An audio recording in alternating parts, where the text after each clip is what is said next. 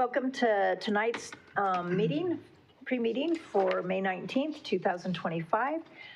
City Council, if you have any questions regarding the agenda tonight, but not hearings, we will hear your questions at hearings since that needs to be done in the public during the hearing times. If you have any other questions, I didn't see any listed.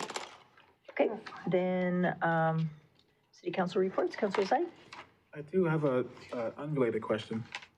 So, Mr. Dorr, the large item pickup that we used to have in the city, I'm hearing a lot recently about how it's inconvenient. So the last time we were asked was 2022, where council gave direction for the city to just provide the list of trash services that provide large item pickup for residents, which is obviously for a fee, et cetera.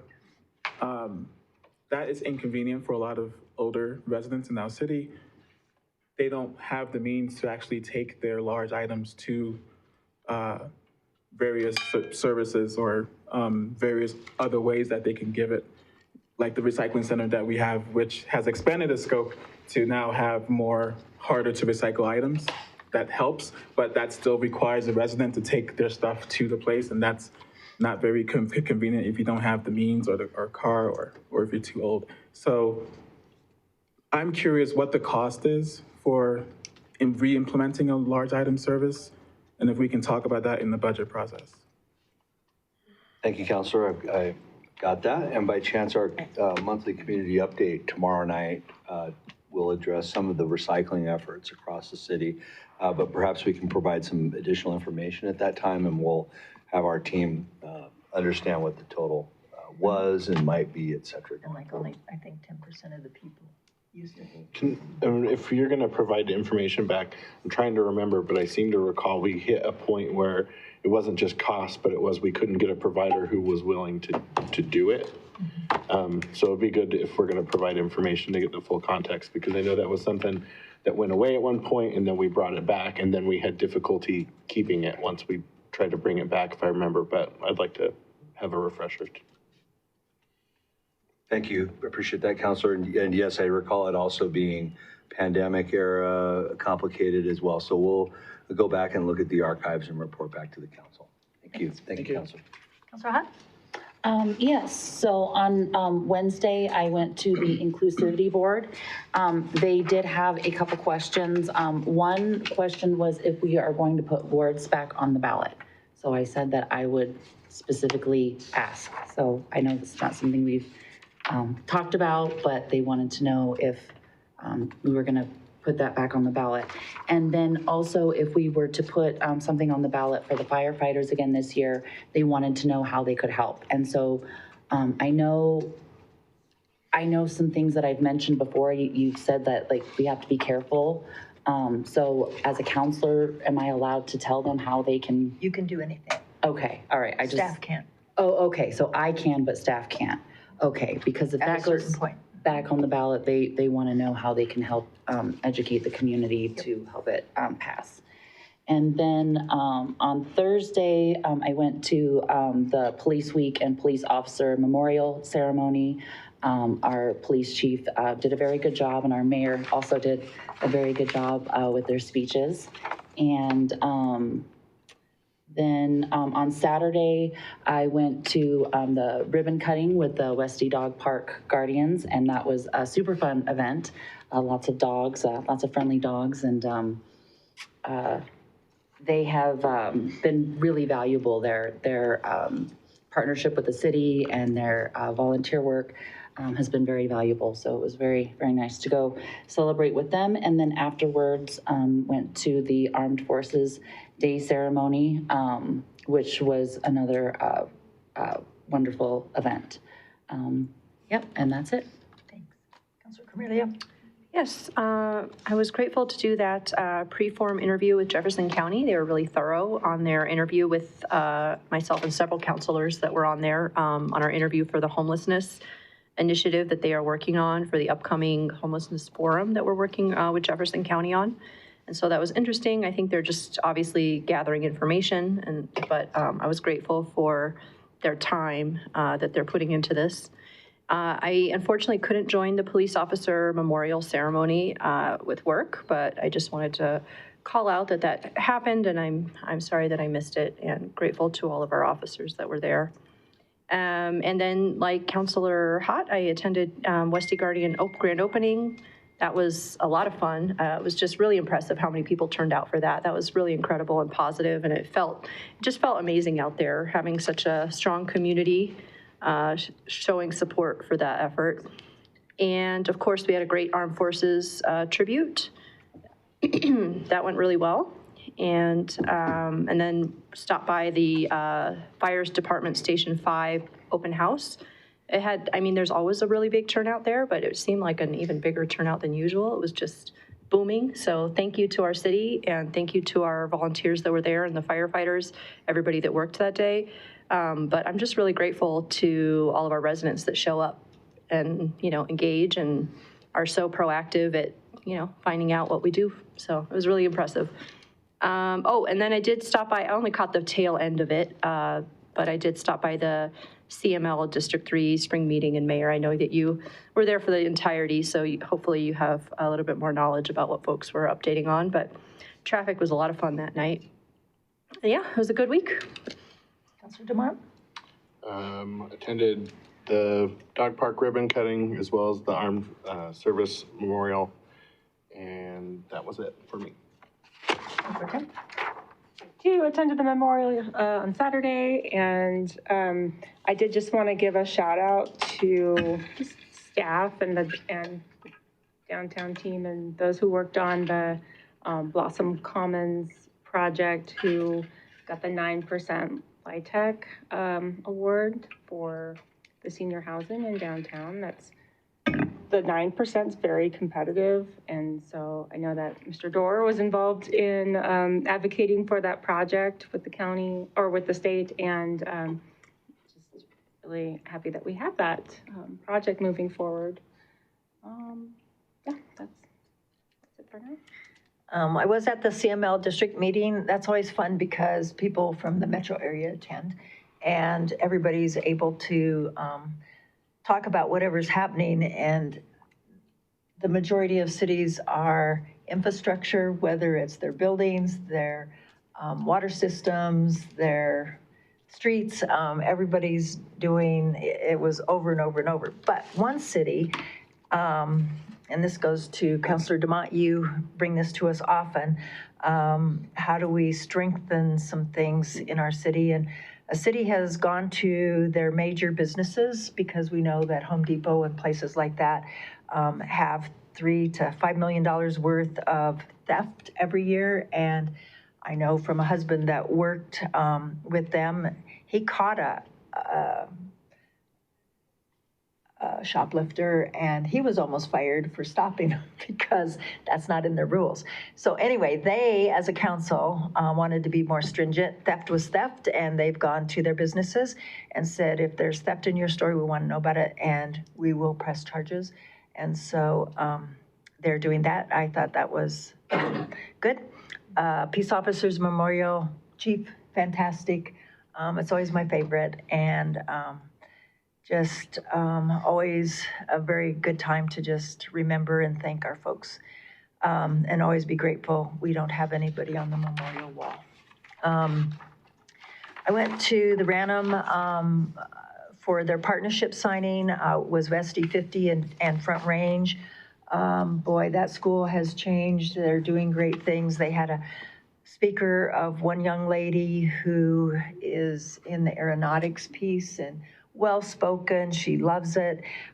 She's doing high school, college, all of these things at once, and is a high honor student. And it was just fun to be part of that. I did see Representative Byrd. I hugged her, it felt like, for 5 minutes, because thanking her for everything she's done so that we can once again build condos.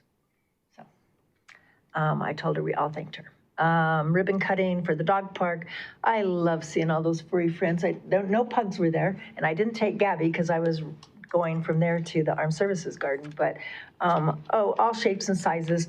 The Great Danes that are up to past my waist looking at me, and they're just precious. So that was great, and the Guardians have done a great job with all of that.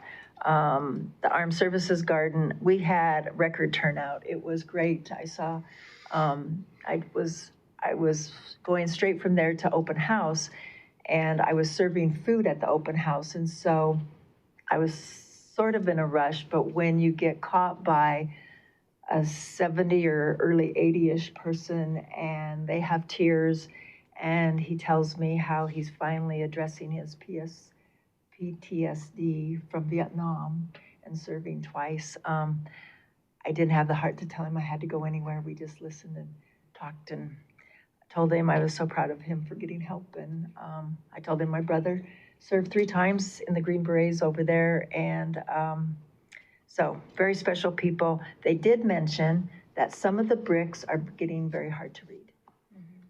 And they just wanted me to point that out. Yeah, somebody suggested maybe not marble, granite or something like that for greater longevity. Then hopped on to Station 5. Chief, great turnout. I think it was record. We almost ran out of food. And it was record. We didn't even have enough. I usually tell Mr. Mack, I'll bring you a hamburger or hot dog, whatever's left over. No leftovers. So I came home and he goes, and I said, everybody came and ate. So what can I say? The little kids loved it. I know we couldn't have the Flight for Life, but they were busy that day, and with the plane crash and everything, we're just grateful that everybody was gathered around. My update for today is, I haven't updated for a while because I was extended to 9 weeks before scans. And so this was my 9th week. And so today was scan day for me, and I'll have results Wednesday. City manager, or deputy city manager. Thank you, Mayor. I'll have a report for the community and chambers for City Manager Andrews, who's away from the office tonight. Thank you. Thanks. All right, we will Mayor, see you. if we're through everything and we have a little bit of time, I spent some time down in historic Westminster with some folks, and they brought up the Midland building. And so I know we've brought it up before, and I had sent an email, and I think maybe it got caught with Manager Andrews leaving for a couple days. But I really would like to know where we're at on it. I know that we had approved something and we were glad to do so, but it seems then they went silent, and then I heard they ramp back up. My big concern is that they're gaming the system, to be frank, because that building is it has been a danger to that area. And so I'm continue to be concerned with it, as well as I know that the folks that live down there are. So the real question is, at what point do we start leveraging some tools in order to force action? I don't know if it's possible to say, hey, if you're not going to do anything, it needs to be condemned. Frankly, if they're not going to do something, the building would be safer for it to not be there in my mind. So I'm really looking for staff to come back with what some options are for council to think about, because this has been going on since before I was even on council. I think probably since the mayor was here before, and the situation hasn't gotten any better. And every time we think we're turning a corner, it seems like then we're back talking about it 12 to 14 months later. So I wanted to bring it up because, I would like to start looking at what our options are. Mayor, may I respond? Sure. Thank you, Mayor. Thank you, Councilor. I appreciate that. I did receive your email, and our staff is accumulating some of the recent contacts with the owners and the developers of the property, and we will provide that history and contact. I can tell you from myself engaging in that particular situation that we've had some promises made, some promises that weren't kept, unfortunately, and then the development group hasn't been as communicative, I'll just say, with our city. So that's been unfortunate. We had higher hopes. So I'll look back through that contact log with City Attorney Frankel, and we may consult with Judge Lontime, but we will bring back some options along with that update, just as background for the City Council. But I would appreciate it. And the other thing I would ask you to think about, as we've done with some other problem properties, that if, there are ideas around how we avoid these things in the future in terms of, changing some policies, I'd be open to hearing that as well. If you have any thoughts around, kind of how we've gotten here and things that would have made it so that we don't end up in these kind of situations. Thank you. All right, we'll see you at the dais at 10 minutes. That's a really good point. Thanks.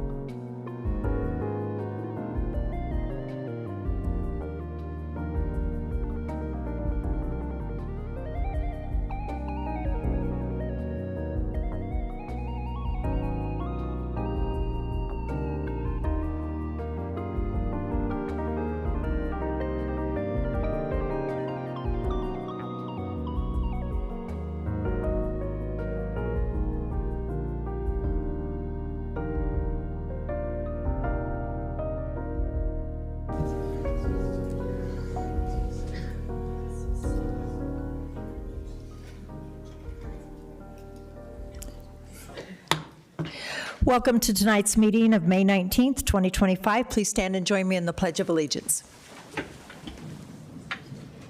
I pledge allegiance to the flag of the United States of America and to the republic for which it stands, one nation, under God, indivisible, with liberty and justice for all. Welcome to the Westminster City Council meeting of May 19th, 2025. We appreciate your attendance and would like to remind everyone that our meetings are governed by the rules of decorum, which are posted inside the chamber doors. These rules are in effect during all meetings, including breaks and transitions. To ensure a welcoming and respectful environment, we kindly ask everyone to adhere to the following expectations. No attendee shall disrupt the meeting. Threats and intimidation are strictly prohibited. Audible expressions of support or opposition for any speaker are not allowed. Signs and placards are prohibited inside the chamber. All attendees must remain seated in the designated seats and refrain from occupying aisles or blocking doorways. Thank you for your cooperation and understanding as we work together to maintain a productive and respectful meeting. If you are here to speak during public comment, please sign up in the lobby. Sign up closes at 7:15, and does that also adhere to public speaking for Yes, that includes the 5 public hearings we have this evening. Perfect. So if you're here to talk public comment or during the public hearings, we need you to sign up before 7:15. Roll call, please. Councillor Carmelia. Present. Councillor DeMott. Present. Councillor Azadi. Here. Councillor Hott. Present. Mayor McNally. Here. Mayor Pro Tem Nurmela. Here. And Councillor Ireland. Councillor DeMott. Thank you, Mayor. I would move that we excuse Councillor Ireland from tonight's meeting. Mayor Pro Tem. Second. It's been moved and seconded to excuse Councillor Ireland from tonight's meeting. All those in favor say aye. Aye. Opposed? Motion carries. That brings us to consideration of minutes of preceding meeting. Councillor DeMott. Thank you, Mayor. I move to approve the minutes of the May 12th, 2025 City Council meeting as presented. Mayor Pro Tem. Second. It's been moved and seconded to approve the meeting minutes of May 12th, 2025. Is there any further discussion? All those in favor say aye. Aye. Opposed? Motion carries. That brings us to presentation of Service Employee Awards. This is always a great night. If you're here with an awardee, please come up with them. We love to see their friends, family, all that have supported them, and we want to thank you in advance for all that you've done. So first up is Mayor Pro Tem. She'll present a 20-year employee award. No? Okay, Devin Bowers, you're up first. I feel like we need a Price is Right thing. Come on, Devin. All right. Oh my goodness, this is a lot. So let me give you, can you grab your, no, I'll take this. All right, Devin, do you want to introduce your guest? My wife, Jackie Bowers. Some of you may have met her. What's your term again? It's like Jackie of all trades. That's right. Oh, it's actually in here, isn't it? Okay. All right. Devin Bowers was hired in 2005 as a parks worker in the forestry division of the Parks, Recreation, and Libraries Department. Devin then moved on to the open space division as a crew leader in 2010 and worked for the legend, Rod Larson. In 2015, Devin was promoted to the city park foreman, tasked with overseeing the city's crown jewel, Westminster City Park. During his career, Devin always says that he traded trees for weeds and then moved on to turf. So thank you for that circle of life there. All 3 of these areas have challenged him every day throughout his career. Devin enjoys spending time with his wife, Jackie, who also works at the city. Many know her work in the Jackie of all trades video series. Raise your hand if you've seen one. Wow, impressive. When Devin is not working, he enjoys fishing and mowing his award-winning front lawn. Congratulations on that award. Together, Devin and Jackie enjoy taking vacations and spending time with Stella B, their 12-year-old yellow lab. Congratulations, Devin.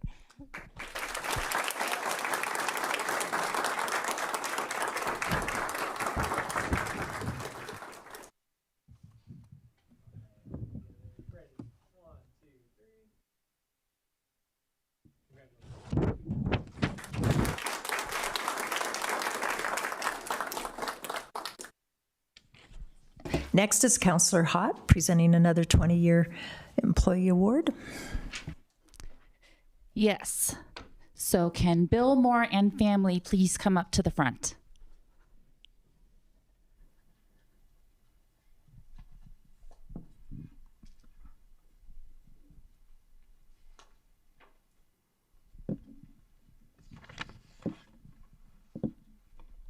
For you. Thank you. And then would you like to introduce who you've brought with you? I'm Bill Moore. Pat Moore is my wife. Josh is my grandson, and Christopher is my son. Thank you so much. Bill Moore was hired in 2005 as the senior maintenance worker. In 2021, he was promoted to plant mechanic. He services and repairs all of the equipment at Big Dry Creek Wastewater Facility and Reclaimed Water Facility. Bill is proud of the procedures and goals that are Bill is proud, thank you, of the procedures and goals that are followed for the environment at the Big Dry Creek facility.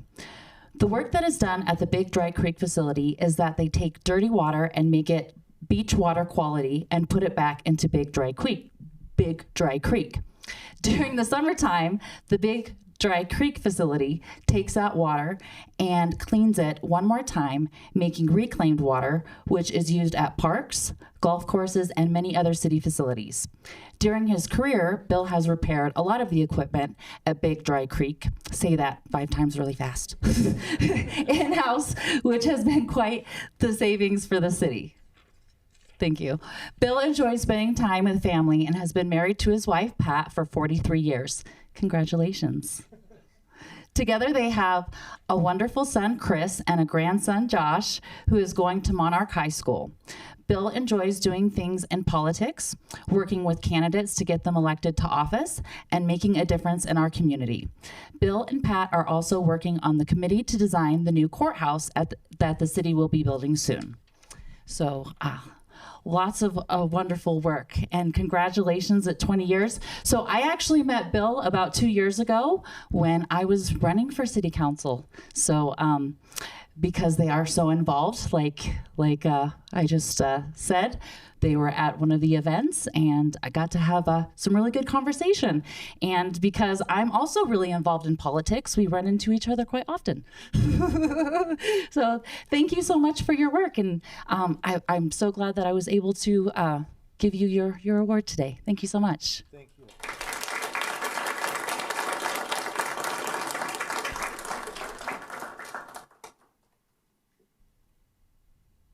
All right, ready? 1, 2, 3. 1, 2, 3. Congratulations. Thank you. Hold on. Sorry, guys. Thank you. We're gonna take a backup photo real fast. They were not one cooperative. That one. Sorry about that. 1, 2, 3. 1, 2, 3. Thanks, guys.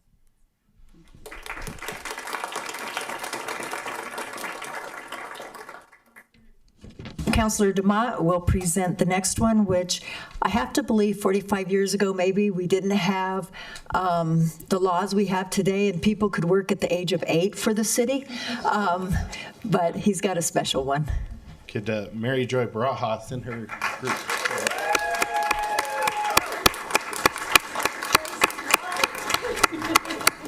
So I was doing some math, which isn't my favorite thing to do, but this is one of the things I really enjoy getting to do is honor the staff that make this a great city. If you look at our packet, there's a total of 190 years worth of experience that is called out in our packet, which is older than the city is. So that's pretty awesome that we have that many people who like this city that much. So go ahead and introduce your guests if you don't mind. This is my son Vincent and my husband Vincent, and I have my sister and my brother-in-law Peter in the audience. And why didn't they come up? And my sister-in-law Judy, I'm sorry. And I have 2 daughters, Candace and Megan, but they couldn't be here tonight. Oh. Send that to you. Thank you. I was surprised that half the staff didn't come up here with you. So a little fun fact, I got to work with Mary Joy before I was a city council member when I was on the special permits and licensing. She was the one who made sure that we did the things that we were supposed to do in that group. So With that being said, Mary Joy Barajas started at the city with the city as a cooperative office education student from Westminster School District 50, which is now Westminster Public Schools for those who don't know that, receiving school credit for her working in the personnel office. She worked in community development for 17 years in both building and planning divisions, and then transferred to the city manager's office in 1998. She was promoted to executive secretary to the city manager in August of 2001. Mary Joy transferred to the city clerk's office in 2016 as assistant city clerk, handling liquor license and core requests for the city. Mary Joy was the coordinator for the employee picnic for a number of years, a member of the original employee advisory committee, and a member of the wellness committee. She currently represented the representative on the City of Westminster Employee Emergency Assistance Program. Mary Joy and her husband Vince have been married for 40 years, congratulations, and have 3 children, Candace, Megan, and Vincent. And her granddaughter, Torrance, is that? Glad I got that right. Yes. Don't let me grab my man. Mary Joy and Vince enjoy traveling, camping, biking, hiking, and snowshoeing. Man, you're busy. When do you have time working here all these years? You know? If you are asking yourself why someone would stay with the same employer for 45 years, Mary Joy would tell you that working for the city for the past 4.5 decades has been an adventure. Being able to see the city develop and prosper has been an amazing experience. However, the most rewarding part has been the opportunity to work with all the great employees, witnessing their dedication, hard work, and seeing how all of their work benefits the citizens, businesses, and other that frequent the city. I know that to be true of you, so I'm pleased to get to know you.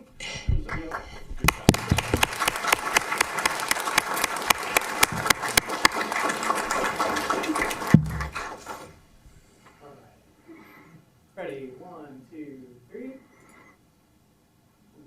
All right, sorry, y'all. We're gonna do backups. 1, 2, 3. 1, 2, 3. Congratulations.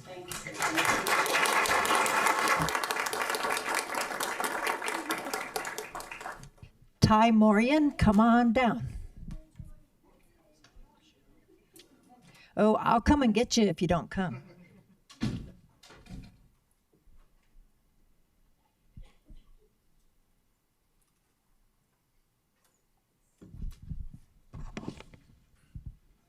Thank you. How are you? You want to introduce us? I'm Ty. This is my dad, Mike, my mom, Joyce, my wife, Jana, and my niece, Bailey.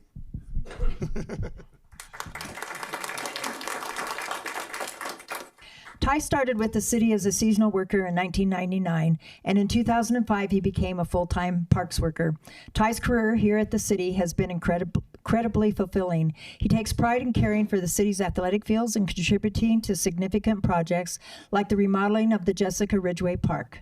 That was a great project. Building playgrounds and building trails. Ty thoroughly enjoys and is dedicated to enhancing the city's green spaces. Outside of work, Ty really enjoys spending quality time with friends and family and is always looking forward to the opportunities to travel and relax by the beach. On a weekly basis, you can find Ty on the pickleball court, enjoying the camaraderie and competition of league play. Congratulations. Thank you.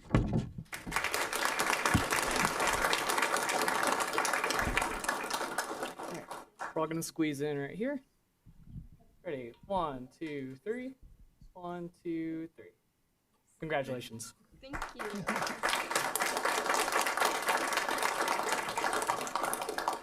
Daniel Seagard.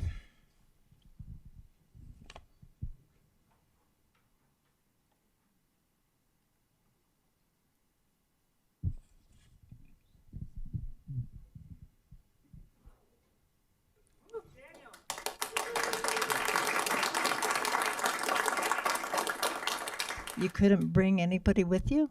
Or are they sitting out there and I need to go get them? My wife's in a nursing home. She can't walk.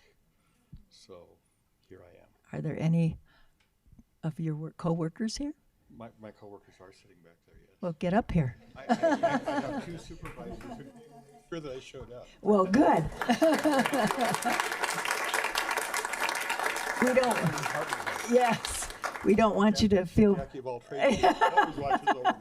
well, that's good, but we didn't want you to be alone, so. Introduce everybody. Oh, joy. I would feel better if they introduced themselves. I'm not much of a talker myself. David Guo, IT Director. Jackie Bowers. I'm Eric Vedvik, IT Operations Manager. Rodney Prince, Supervisor. I will give you your pin. And he also gets $2,500, $100 for every year he's worked with us.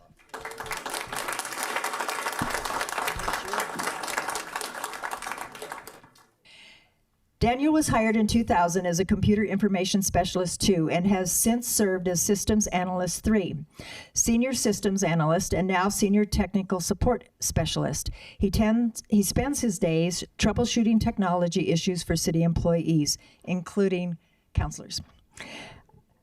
And he's a big help because some days it just won't work. So if you call the IT help desk, chances are Daniel will be the one assisting you. His go-to advice, when in doubt, reboot. And that goes through my head every time I have to be on a Zoom and I'm the one teaching and it just won't work. You're right there going, reboot, Nancy. It's going to take a minute, but reboot. Daniel has been married to his wife, Sheila, for 41 years and is the proud father to their daughter, Miriam.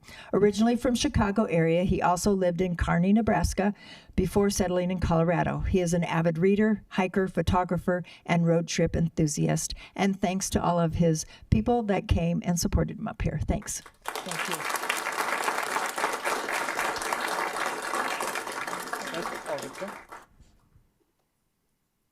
Ready, 1, 2, 3.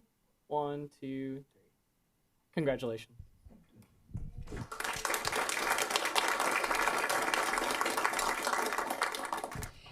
And another person with just two here tonight. We had 85 years. Cindy McDonald with 40 years.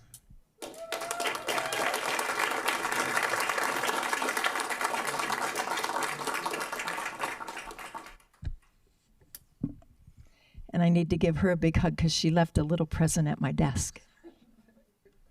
Thank you. It's beautiful. Here's your pen. Thank you. And introduce everybody.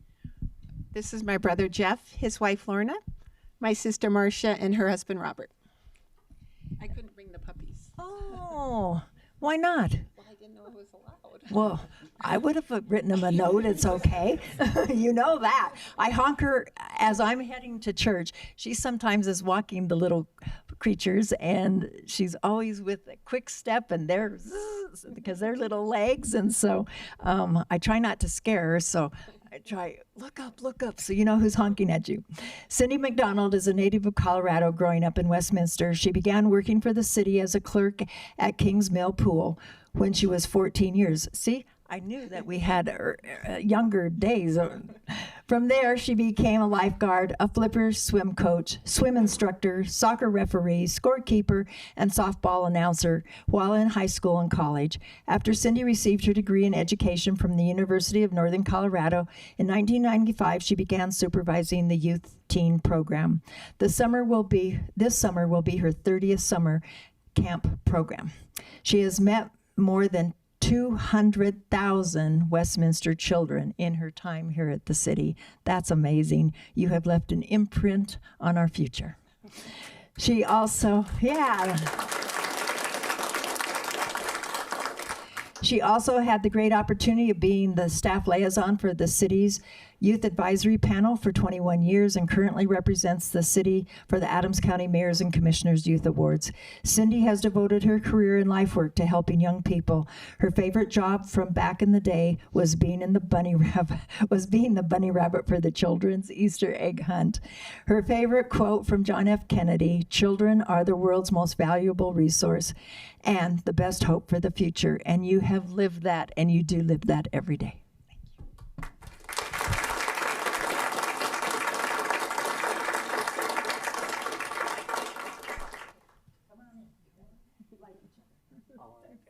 Ready, 1, 2, 3. 1, 2, 3. Congratulations.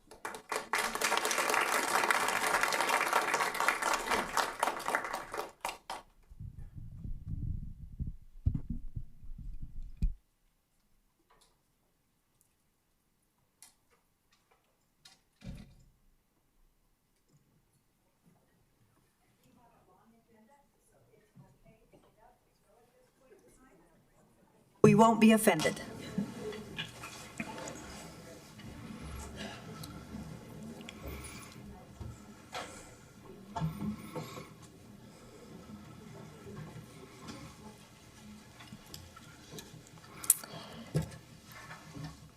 The public comment portion is an opportunity for the public to speak with the City Council. Each participant will have up to 3 minutes. Public comment is not intended to be a back and forth discussion. The City Clerk has added 3 emails and 1 transcribed voicemail for tonight's packet. City Clerk, please call the first person. The first speaker is Chris Klein.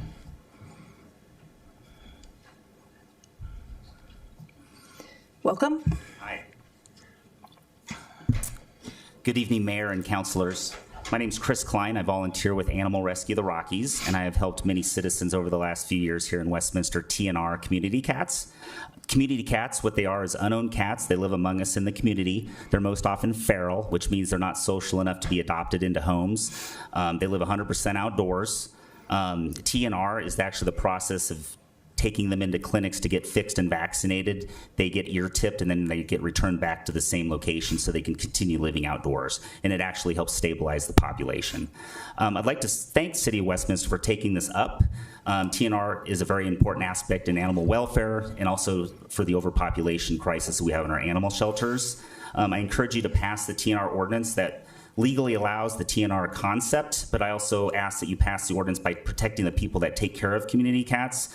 Do not force citizens to neglect community cats.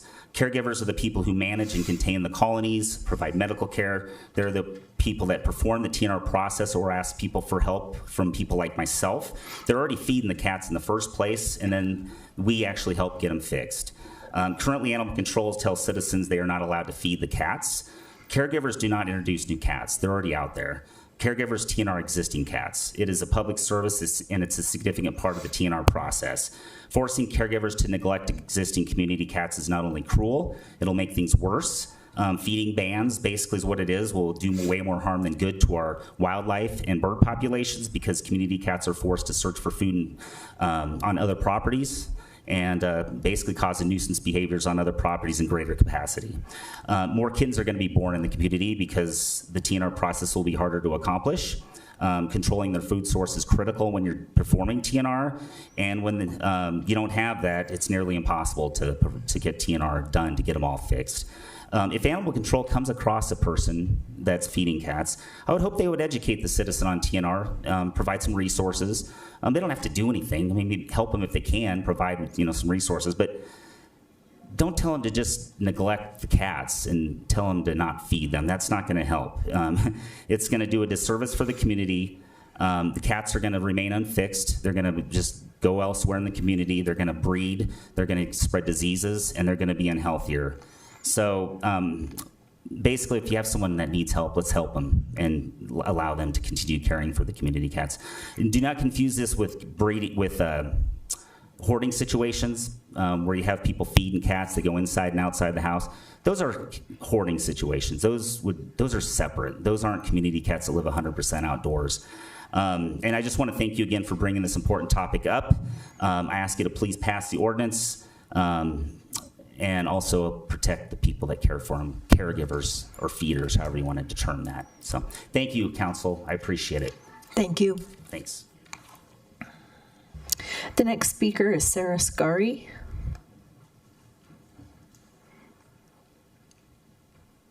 Welcome.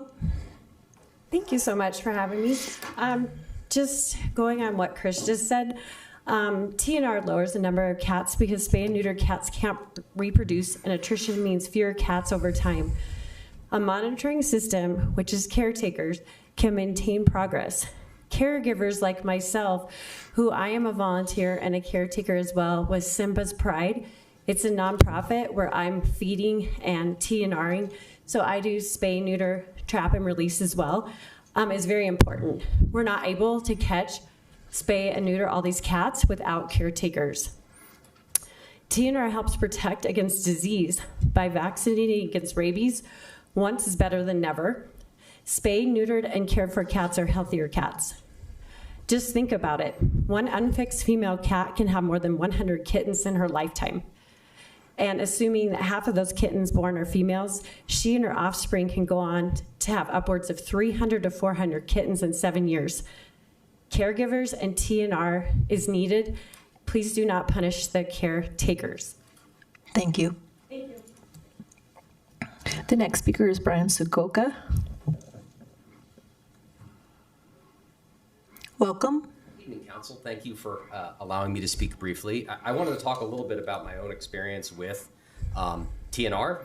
Even though I didn't know at the time I was actually involved, my girlfriend asked me to start feeding some cats on my way to work. And because I love my girlfriend, I did it. And what I learned is that the reason behind that is that by feeding them, it keeps them all in one place. It gets them a little bit less skittish when it comes to humans, so that when the time comes to catch them so that they can be neutered, they can do that.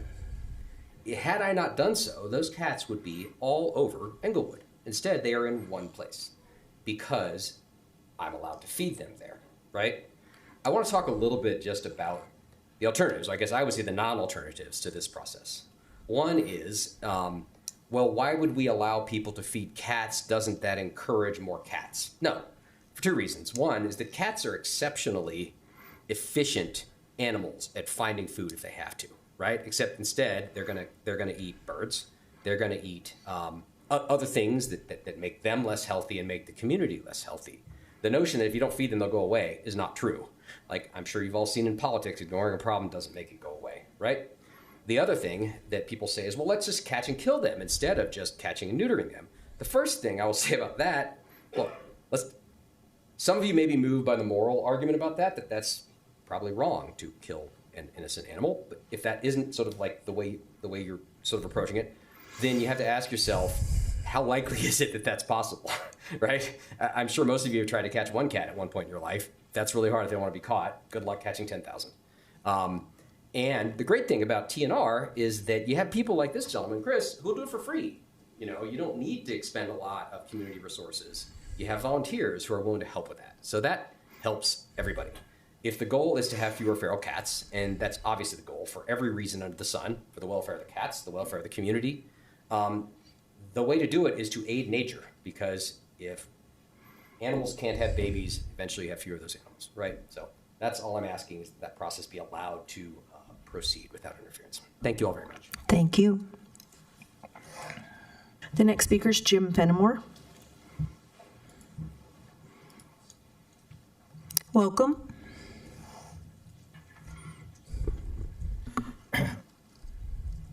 Good evening, Mayor, Council, staff.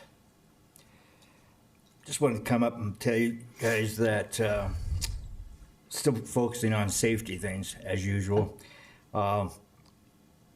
Something I've really noticed, I get around quite a bit, and doing so, I'm on the road quite a bit, and I see the police department out, I see the fire department out. In fact, I go down to Carol-Lee's quite a bit and have coffee and donuts and solve a lot of the problems of the world there with some friends. But at any rate, the way I see the fire department, Station 1, they're very professional. When I see them coming into that intersection, they're very observant and really monitoring the traffic and going pretty much out of their way to try to get through that intersection as fast as possible, but also as safe as possible. So kudos to the fire department. Also, I've been out and seen quite a few wrecks in the community. I know our police department takes, a lot of hits on some negative things with them, but, they do an excellent job. Whenever I come upon accidents or places where the police are involved with directing traffic for one reason or another, they're all very polite, very professional. So I think we've got some great representation there. Next is, I've said this before, I don't know if it's because I'm still 21 and hanging on tight, but when you guys are back here in the back room, we can't hear you out here. I don't know if we can adjust the speakers to where we can raise the volume in here, but that would be nice. Next is, about 10 days ago, Westminster High School had an arts festival to where they exhibited their artwork. And I was very impressed with the talent that we've got in this community as far as the arts department. And so I would like to see some way that maybe we could help the arts department in whatever way we can to where those kids can get more direction and more expertise in their talents. So anything that I can ever do for that, let me know. And I do have some ideas that I would like to be bringing to you a little bit later as I speak with the school district on some of the ideas that I have. So that's what I've got. Thank you very much. Thank you. That was our last speaker.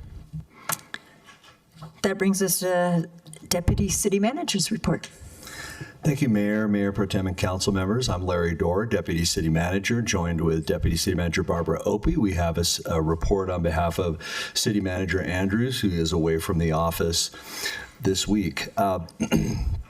First, you may have noticed for Westminster, we have Mother Nature bringing us maybe some sprinkles in the upcoming Memorial Day weekend, not to fear. The following week, we have Downtown Activation Partnership happening and our Spring into Downtown, May 30th through the 1st. So please come and participate in a fun and welcoming weekend that'll showcase businesses, bring community together, and kick off the Chamber's Downtown Activation Initiative. Friday, there will be first the kickoff and sunset sessions, live music and patio vibes starting at 4 o'clock with some specials from neighboring businesses. Saturday will be Family and Fun Day, and Sunday will be Community and Culture Day. And for more information, this is the website for the Westminster Chamber of Commerce, facebook.com/WestminsterCC for updates and additional details. Please have a look at that. Other things happening around the city, our Municipal Court Community Open House is May 22nd. Please drop by to view the final design of the new courthouse and learn what will be happening during construction. City staff and the project team members will be available to answer questions and share how the input helped shape the building's exterior character and public-facing features, such as the anticipated new playground, landscaping, and other site improvements. Not to fear, pickleball is staying on site. It's a common question. The details are May 22nd, this Thursday, 6 p.m. to 8 p.m. at the Westminster Swim and Fitness Center. That will be the location of the event, not the Municipal Court building. Light refreshments will be provided. And please save the date for the upcoming, very exciting Municipal Courthouse groundbreaking celebration on Wednesday, June 11th. We have a lot on the agenda tonight. I'll try to attend to this as quickly as possible. We had our wonderful Employee Service Awards. You'll see 3 items on consent agenda. And thank you for the community for recognizing these long-serving and hardworking employees. We have 4 public hearings on 4 different subjects. We have the Consolidated Plan and Annual Action Plan and Supplemental Appropriation on the Community Development Block Grant. We have a public hearing on the Preliminary Development Plan and Official Development Plan amendments for Valley View Estates. The applicant and staff will have a quick presentation. We also have a public hearing with a councilor's bill and resolution for activity at the Shoenberg Farm property. That is quite an interesting opportunity in Westminster. Looking forward to that public hearing.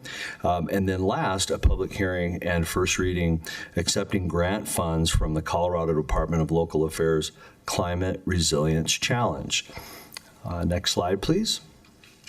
And then further down the agenda for tonight under new business, we have a proposed development agreement with Downtown Westminster Residences to bring townhomes to downtown Westminster. We have a first reading for amendment of contracts with Western States Reclamation for the City Hall North Lawn Transformation Project. And then finally, a first reading of Councilor's Bill to permit the trap, neuter, and return of feral cats. Those are under new business. And then finally, under the Westminster Economic Development Authority, or WEDA, we will follow the City Council's regular meeting with a public hearing to appropriate funding related to the same project, the Shoenberg Farm property, and then a resolution related to the downtown Westminster residences. Essentially, the City Council acting as the Westminster Economic Development Authority to approve those actions. Also happening in Westminster this week, tomorrow, we have a community update here in City Council chambers. You see that our Assistant City Manager, Chris Lindsay, and Mayor Nancy McNally will have an update. Please come and join us here at 5:30 p.m. tomorrow. On Wednesday, May 21st, is the deconstruction of Sheridan Green Elementary and expansion of Stratford Park. That activity will happen at the Sheridan Green Elementary site at 3:15 p.m. And also tomorrow, Wednesday evening, is the Special Permit and License Board meeting at 6 p.m. in City Council chambers. Thursday, I've just mentioned the Municipal Courthouse Project open house at the Swim and Fitness Center. And Friday, Coffee with a Cop event from 9 to 11 at Subjective Coffee, 3695 West 72nd Avenue, and the Rain Barrel event from 4 to 6 p.m. at City Park Recreation Center. Also coming up Saturday to kind of kick off our Memorial Weekend, car seat clinic from 8:30 to noon at Fire Station 2, and burritos and badges. We always have to have a catchy invitation from 9 to 11 at Los Arcos Mexican Restaurant, 4991 West 80th Avenue. And because of the upcoming Memorial holiday, the City Council will not be meeting on Monday, May 26th. City administrative offices will be closed, so I'll extend the manager's report to include activities also happening next week. Tuesday, May 27th, Planning Commission, 7 to 9 p.m. here in Chambers. Wednesday, the 28th, Candidate Information Session from 6 to 7 p.m. in City Council Chambers. Also, the Environmental Advisory Board meeting will be happening. It is a hybrid City Hall and/or Teams meeting at 6:30 p.m. on Wednesday, the 28th. Thursday, the 29th, is the Uplands Quarterly Construction Update at Crown Point Academy at 5:30 p.m. And Friday, May 30th, Movies in the Park, Moana 2, 7 p.m. at City Park. So it's an action-packed couple of weeks ahead in Westminster. And let's see, I mentioned the administrative offices being closed. So the council's next convening will be on Monday, June 2nd for its usual study session here in the City Council boardroom. We have some information-only reports. We have one on Spanish language sign template for public hearings. We'll be previewing that or having that on hand for council, and we'll have two presentations. The next step in the council's 2026 budget process, which is a workshop review, and also a review of strategic plan policy objective updates. Thank you. And final slide, you can always reach out to myself, Barbara, the city manager's office, at our phone number 303-658-2006, or through any one of our 4 social media accounts. And I'll let you know that our city manager, Jody Andrews, will be updating these contact methods for us all in Westminster very, very soon. Thank you, Mayor. That's the report from the manager's office. Thank you. Any questions for Deputy City Manager Dorr? I see none. Thank you very much. That brings us to council comments. I will just start out. Some of you may have seen Friday night's news, and I was on it, and you need to understand that the governor has issued that cities that don't comply with the land use issue that was passed. There's 2 different issues that were passed this last session. Then we will have withheld any ability to get grants from the state. The land use issue is a state constitution issue, and each of us took an oath to follow the state constitution. And we do that right here before your eyes as we raise our hands and take this office. That is what I said to the reporter. It was Sean Boyd, Channel 4, that I spoke with here on the plaza Friday afternoon. And she was very fair and shared that specific comment because that's something nobody else is talking about. It is a constitutional issue. And for us and the way we do our comprehensive land use plan, there's a place for all of you to have your voice heard as we are always updating and looking at that. Even tonight with public hearings on land use pieces, your voice is always heard and asked for input. So that's the issue at hand. Greenwood Village today did a press conference, and they are going to sue the state over this issue, and we are one of the cities that has signed on with that.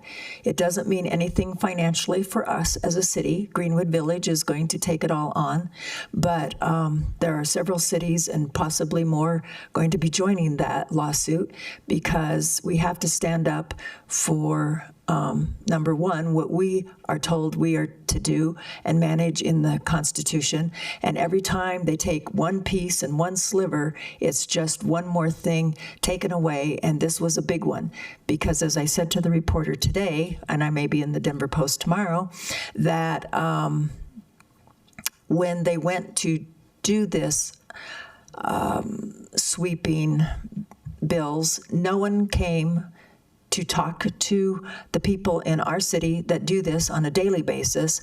No one contacted any elected officials, and no one came and visited the 3 transit stations where all of this is going on, and you all have spent millions of the city's money on those 3 stations for transportation, for affordable housing, and they were not included in the formula.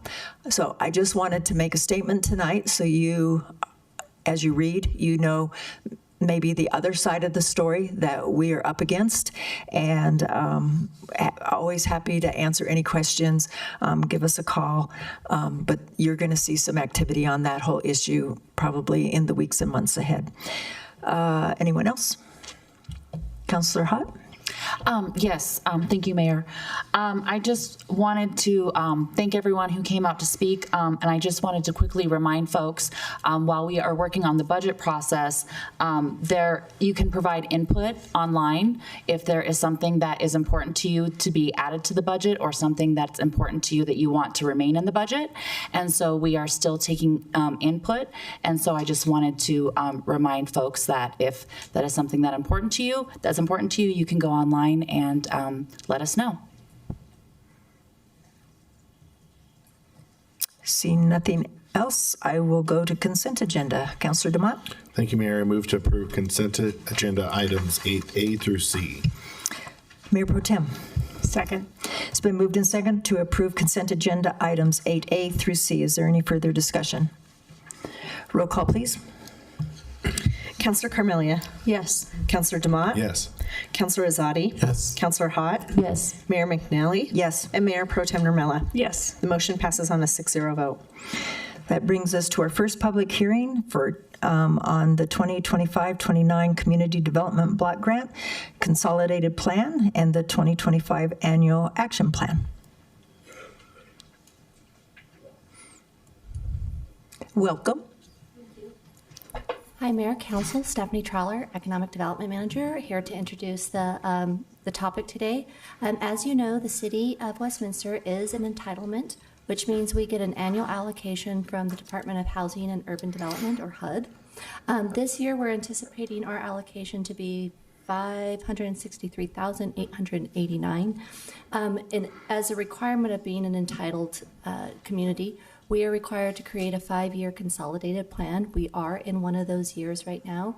And as such, we have had several public meetings, one on March 5th and the other on March 27th, both of which were properly noticed. And we want to gather input on how these federal funds should be prioritized.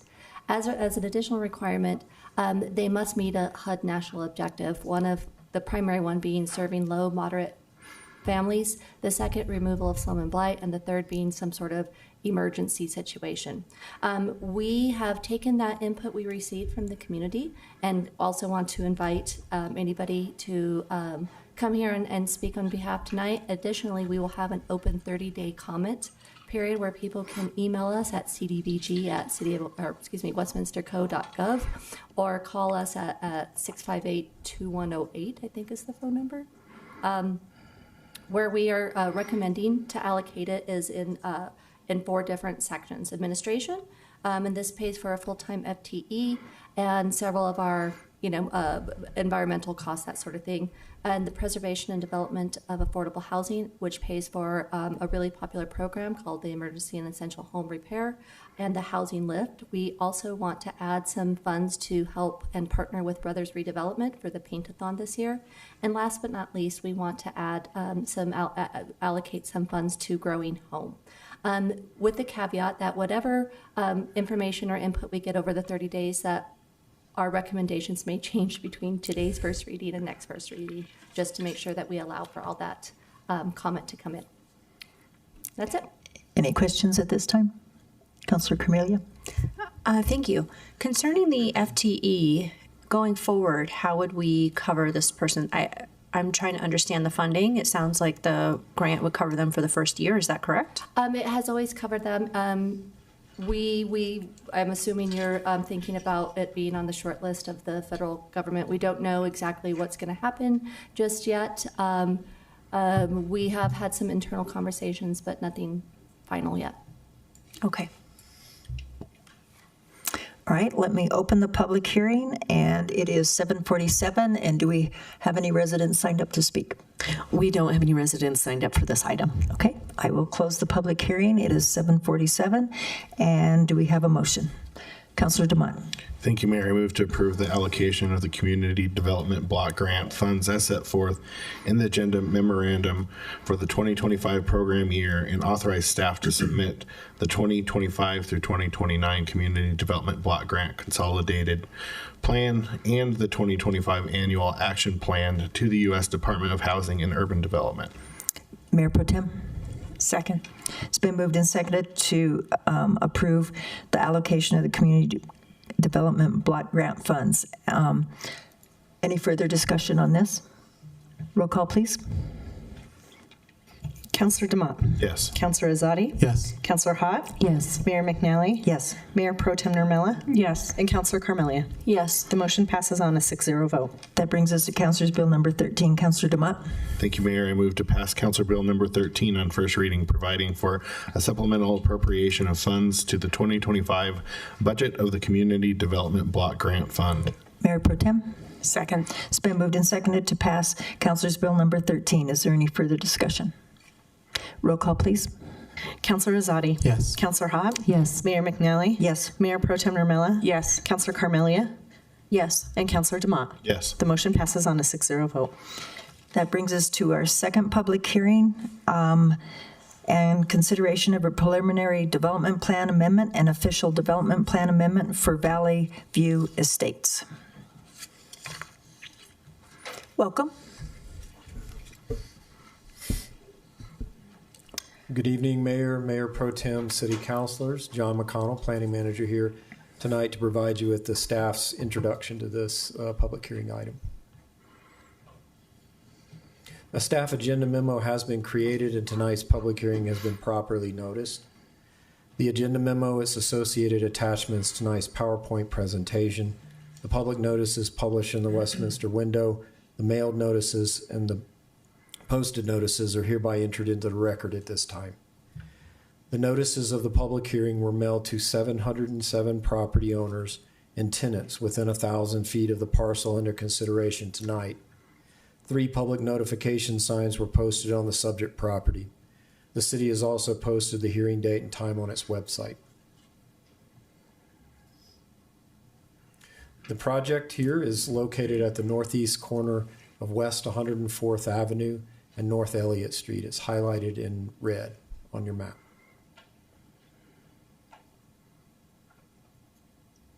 This site plan is from sheet 3 of the ODP, which is one of your attachments. The applicant has prepared the PDP and ODP at the same time. All of the units will have direct access off North Elliott Street. And the development proposal includes 12 paired homes in 6 structures on 12 lots. Homes directly access Elliott Street, and the stormwater detention is accommodated on the north side of the site, and a small park is planned for the south end of the site. As noted in more detail in the agenda memo, in 2008, the city approved a combined PDP and ODP that allowed 10 duplex units, 1 duplex pair on each of 5 lots. The property owner did not obtain building permits within 3 years of that approval, and that requires it to be resubmitted for review and consideration per section 11.517 of the Westminster Municipal Code. Although the applicant is proposing an amendment to the 2008 ODP and PDP, no valid entitlements exist on the site today. Section 11.514 of the Westminster Municipal Code contains 10 criteria that are to be considered when reviewing rezonings and preliminary development plans. Staff finds that the preliminary development plan amendment generally meets these criteria as outlined in more detail in the agenda memo. Section 11.515 of the Westminster Municipal Code contains 17 criteria that are to be considered when reviewing official development plan amendments. Staff finds the official development plan amendment generally meets these criteria as outlined in the agenda memo. Staff recommends that City Council hold a public hearing and approve the PDP and the ODP amendments. Planning Commission recommended approval by a vote of 4-3 on April 8th, 2025. Staff finds the approval of the application would meet the city's strategic plan priority for access to opportunity, which is met by facilitating infill development within existing neighborhoods that provides additional diverse housing types within the city. The applicant's with us tonight and has a presentation to provide to you. Staff is here also to answer any of your questions. I'll be present along with 2 other planning staff, as well as City Engineer John Burke, as we anticipate there may be questions about infrastructure tonight. Thank you. Councilor Rosati, did you have a question now?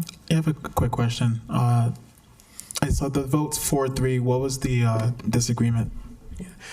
There is many citizens that live in the adjacent neighborhood that are very concerned about different aspects. I know a lot of the folks are here tonight, and they'll probably provide you with their perspectives on the development.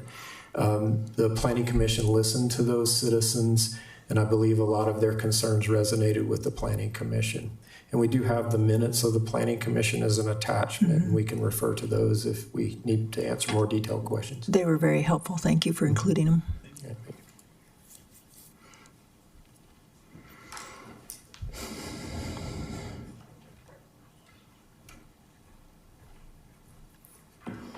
Welcome. Thank you. Good evening. My name is James Palmer. I'm a senior landscape architect and project manager with DTJ Design. We're providing the architectural design as well as the landscape architectural design in accommodation with other design firms who are not here today. We have a brief presentation to provide here. So the Valley View Estates project, the intent is that we develop a vacant parcel. This would be considered an infill parcel by most accounts that has walkability to key destinations. The intent is to provide an attractive market rate housing product that's complementary of the existing neighborhood. This type of project, a single family attached unit, meets a key housing shortage identified in the city that was through the 2023 housing study assessment for the missing middle. That is a key component in opportunities for folks leaving apartment style housing, not quite ready for a full single family detached. Also important for empty nesters who are downsizing, looking for lesser square footage and housing maintenance. So it really hits a real critical missing middle style of housing product that we desperately need. The other aspect of this is we just want to be a good neighbor. We understand their concerns. We understand their impacts that a development, any development causes. We're trying to be a good neighbor, work with those folks, and we've heard many of the same comments from folks, both in the planning hearing and in prior engagement with them. Key details of the project: it is in alignment with the current city comprehensive plan. It does meet one of the key missing middle components in the 2023 housing study. We have 12 single family attached units, so 6 duplex style units. All parking is proposed to be on the lots. No parking is proposed on Elliott Street. There'll be 2 garage spaces, and there's ample room for 2 cars to also fit into the driveway and not block the sidewalk. Let's see, the project also includes a park space that's about 9,500 square feet that's up on the edge of 104th. And it also includes stormwater management facilities on site. Part of those facilities will take some of the water that's currently in Elliott Street. It removes about 45 to 50% of the water hitting Elliott Street. We're going to capture that into a storm drain, get it into the pond or the stormwater facility, pardon me, on our site to slow and help with that drainage issue. Oh, maintenance of the park, the rain garden, the whole facility is by a new HOA that is for this community. It's not the city's burden. It's not the existing community's burden. A couple of views here just so that you can get a sense of what the existing site looks like. Number 1 is looking from 104th, looking north. 2 is from the intersection of Elliott and 104th, looking straight down Elliott or north. 3 is more so midway down Elliott, looking eastward over to the existing neighbors who are behind the fence that you see. And number 4 is at the very bottom of Elliott, where it makes a sharp, hard right. Here's an illustrative plan. The white is actually obviously the residential units. Green being landscaped area. To the left side, you see a rain garden. That is our stormwater management facility on site. The blue that you see in the front out on Elliott Street, that is the existing area of Elliott we are going to capture in this project and get that water off of the street into the rain garden, slowing the flow to the regional facility downstream. And to the right-hand side is the park space up by 104. One of the site sections that you can see, so these are 2-story units with a walkout basement level in the back end. That's due to the grade of the existing site. Here we have 2 different elevations and 2 color schemes. So it's not a continuous series of the same building. There is a bit of variety in there. There's a bit of a color palette difference. And then briefly, we wanted to touch on some of the project exceptions that were requested. We have 5 total. 2 of them are very key, those being number 1 and 2, those are setback requirements. We're asking for an exemption for the first setback, which is 30 feet from the right-of-way. The current right-of-way is 17 feet off of the curb. 30 additional feet would put the building unit very, very deep, creating excessively long driveways, 40+ feet long. So we sought an exemption on that. Exemption number 2 is a 54-foot setback from the back, which then pushes the units all the way up onto the street, gives you no driveway to park in. Exception number 3 is dog bag cleanup stations. This is a very small site, so we felt it was appropriate to have 1 dog bag cleanup station up by the park space. Number 4 is an exception for median treatment. Public Works determined that the configuration of Elliott, as well as the traffic signals for 104, are not congruent with incorporating the median. They said absolutely no, so we must request an exception. And number 5 is the retaining wall, separation of 7 feet with retaining walls. Because the site is small and the stormwater configuration, we didn't have the available room to do the volume storage for a 100-year storm event. And therefore, we needed the added space that we gained back from pushing walls a little bit closer together. So those were the 5 exceptions that we had requested. Briefly, I just want to point out, we heard very clearly from the neighbors. There are some existing issues going on, and I think it would be important for the city council to hear those briefly. One is traffic, people cutting through the neighborhood. This seems to be an issue that's caused from backups on 104th and blanking on the adjacent main thoroughfare, but there's a cut-through effect that is taking place in the neighborhood. The residents have seen very clearly. There are concerns about children crossing Decatur to get over to the park. From what I've seen, there are 6 potential crossing locations, but there's only 1 identified crosswalk. So that could potentially be enhanced to help out with children crossing and slowing down speeds. Decatur is, like I said, a bit of a cut-through. Another item is Elliott. In the wintertime, its north-facing aspect can become icy. Residents have seen clearly there are accidents occurring from people not taking that right-hand turn appropriately.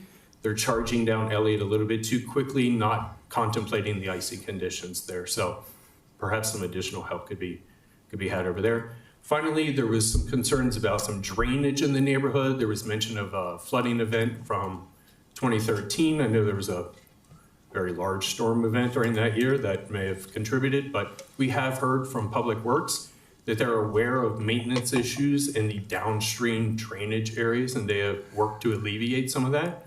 Perhaps that's helped out, but we did hear that comment. Thank you very much. Thank you. Do we have people signed up? We do. I will open the public hearing. It is 8:01. And could we have the first person? The first person is Meredith Brower.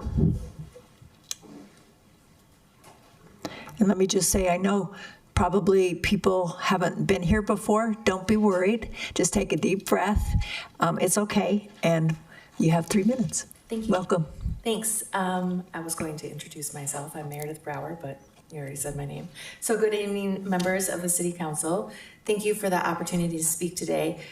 We are mindful of your time and we will be brief. Our purpose is to share our continued concerns regarding the Valley View Estates development on 104th and Elliott Street. We have approximately 11 people from our community who will speak this evening, and many more with us in support of our concerns. The concerns we'll be addressing include traffic, parking, drainage, setbacks, HOA impacts, and the lack of the monument signage, all of which we believe still require further consideration.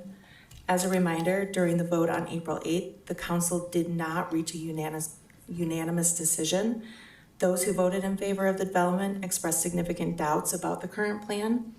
This highlights the importance of revisiting certain aspects of the proposal to address the serious issues we believe remain unresolved. Thank you for your attention, and we look forward to your thoughtful consideration of these concerns. Thank you. The next speaker is Emily Ricci.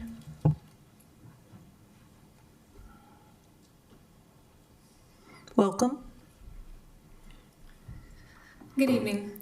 I'm Emily Ricci. I'm here with several of my neighbors, and we all understand that this land will be developed, and we're more than willing to accept that. We want to make sure that it's done in the best way possible, not only for the sake of the existing community, but for the sake of the potential new neighbors living in the proposed development. So in that vein, I'll talk about the traffic concerns we have that are weighing on us. So as already mentioned, there are already frequent traffic problems, much of it due to heavy truck and test drive traffic from the car dealership that's right there on that curve. And also accidents on the road, especially in icy winter weather due to the 6% grade of the hill. Placing 12 driveways backing into that 6% grade and into incoming and outgoing traffic on the curve with limited visibility once those buildings go up is putting those potential new residents in danger each time they back out of their driveway. To our knowledge, there was one traffic study performed over a decade ago on a Tuesday for about 30 minutes. The study quoted at the Planning Commission meeting said that there was one car every 15 minutes, which was likely wrong then and is certainly wrong now. If I may, I suggest a new sustained traffic study to ascertain current traffic load at Elliott and 104th. It's a very narrow intersection turn lane, as you can see there. There are currently no traffic calming or public improvements planned for the development. And one of the requested exceptions, I think they're exception number 4, would require a landscape median at the intersection, but because of the narrow nature of that intersection turn lane, it was deemed problematic. And so my understanding now is that there is just a fee that is going to be imposed in lieu of that. So please do not allow this exception to an exception, which will endanger drivers and pedestrians at that intersection for the foreseeable future. There is currently also no dedicated right turn lane onto Elliott from 104th, which causes near rear end accidents enough as it is. Increased traffic into the development will surely increase the traffic and accident burden on 104th. So my question is, what will be the solution and who will be responsible for implementing it when there are increases in accidents in this area once the development community is established? I believe all these concerns all disqualify the current plan due to the violations of section 11.515.4, 13, and 14. Thank you. Thank you. The next speaker is Amanda Messick.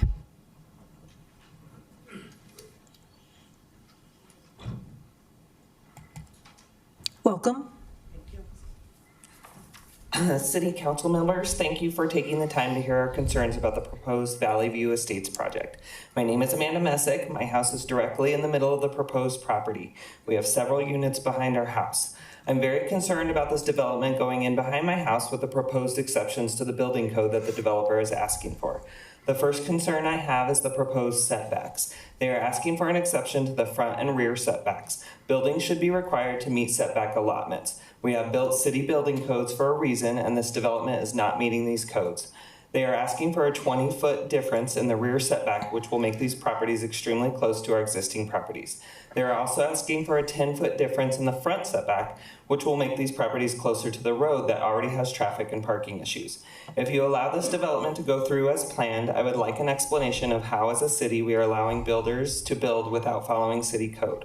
How does this help the city in sound planning for city developments? The second concern I have is the proposed swales and drainage system. We have been told that the homeowners of this development will develop and maintain the HOA, which I imagine will maintain the swales. Will these homeowners be drainage experts?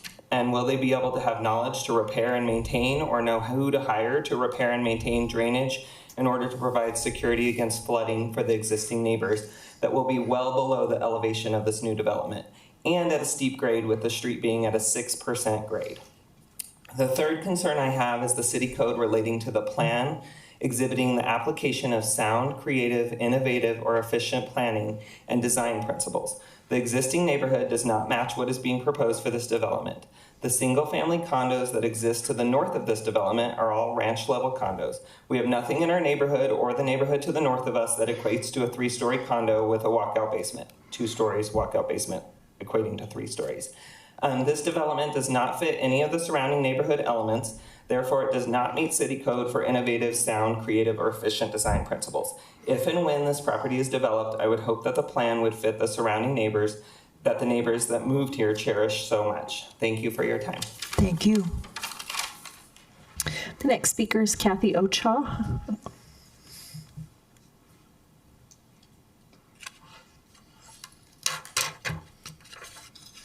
Welcome.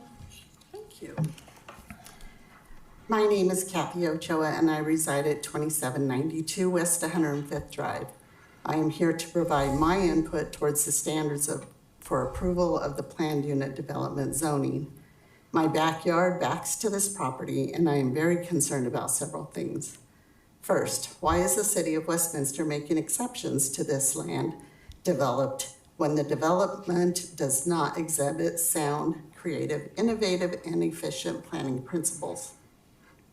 The property is not a large parcel of land, and the duplexes to be built on this property requires code exceptions to the significant setbacks of the development in both the front and the back.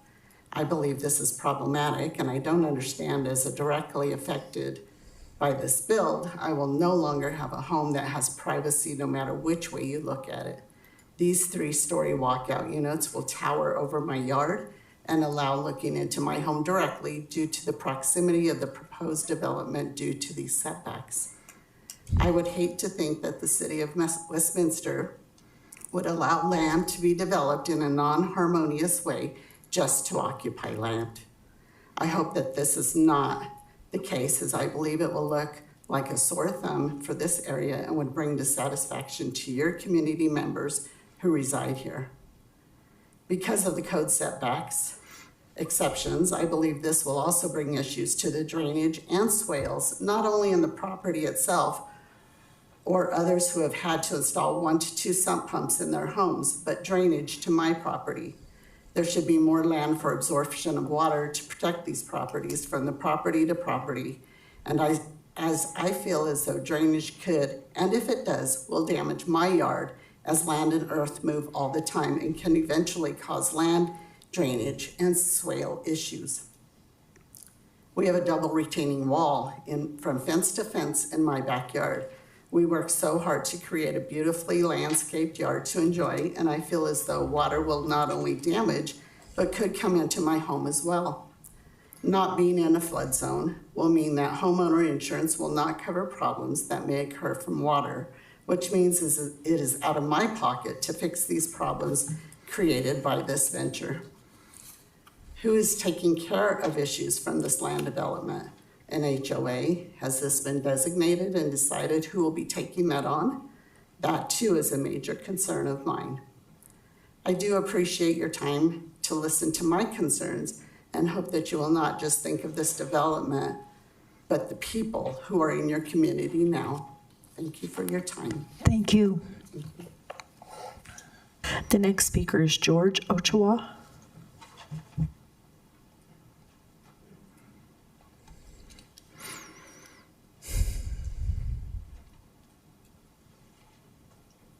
Good evening. How is everybody today? Welcome. I'd just like to reiterate that I agree with everything being said about our community where we live. The setbacks is what really gets me about. City of Westminster sets regulations, standards, codes, and I think that we all adhere by those, and I think it should still be adhered by this company here too, because it will move these properties that they're building. The picture shows a nice conformed deal, but from the south side to the northwest side, it narrows down. So it's going to be closer on the northwest side to our properties, whoever lives on the northwest side of the properties. So my concerns is it's going to even bring it closer to where the rain garden is going to be also. So just don't think it's going to work. Thank you. The next speaker is Scott Sundby.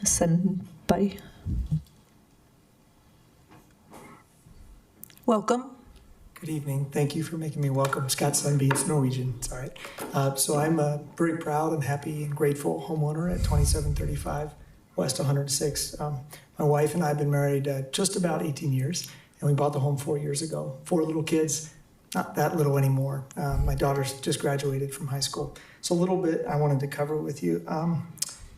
Last time we met with the commissioners, with the city planners, and the applicant had shared, which I share respectfully, these are quotes, there were a series of constraints and challenges while they were designing this solution. Another quote given later, you could pull the record, these are direct quotes, there were a series of challenging events. So just to share, when I bought this home 4 years ago, it's because it's a quiet neighborhood, it's respectful people, it's people that help one another. One of the first things I noticed was that the North Elliott grade of about 6% is pretty steep. So what you may not be aware if you don't live there is that turns into a sheet of ice at a certain point. And cars that are trying to get up, including my car, if you don't have chains on your car, just a few times a year, they slide back down. So if you picture these driveways that are positioned and cars backing out of those driveways, maybe they can ice the road themselves. Maybe the city will, or not ice, salt the road. Maybe there's things, sand. I don't know what the solution is, but that terrifies me, that thought. And every single winter, I see a car that has plowed. If you look at right where North Elliott turns in Ducator, you'll see there's a sharp turn, as alluded to. Cars plow through that because they can't stop on the ice. So that's a real concern to me. Another concern is where the trash cans are going to go.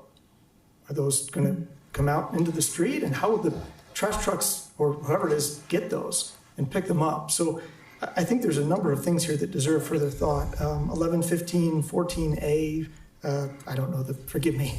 Number 7 here, streets, driveways, access points, and turning movements are designed in a manner that promotes safe, convenient, and free traffic flow. So, I mean, as a dad of 4 little kids, I'm thinking, okay, can there be some kind of traffic calming that's implemented? Like, let's not make a concession on that. Let's please have some kind of solution to slow down traffic.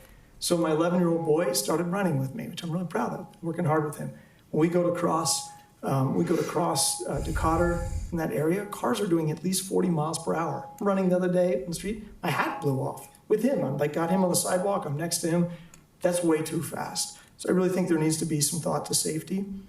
I do know it was said earlier that key housing shortages, you know, I hear that, but please don't let that pressure convince you to overlook the safety of the neighborhood. And my final comment with 11.5.14a subsection 4, these are 3-story units that are going to tower over the neighborhood, blocking the view, not harmonious at all with the existing building and neighborhood structure. So I just humbly would ask for another solution, maybe another approach to this, to think it through. And again, this was not a unanimous vote, far from it, from the commissioners. So I thank you for your time so much. Thank you.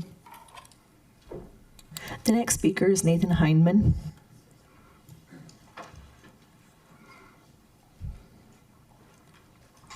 Welcome.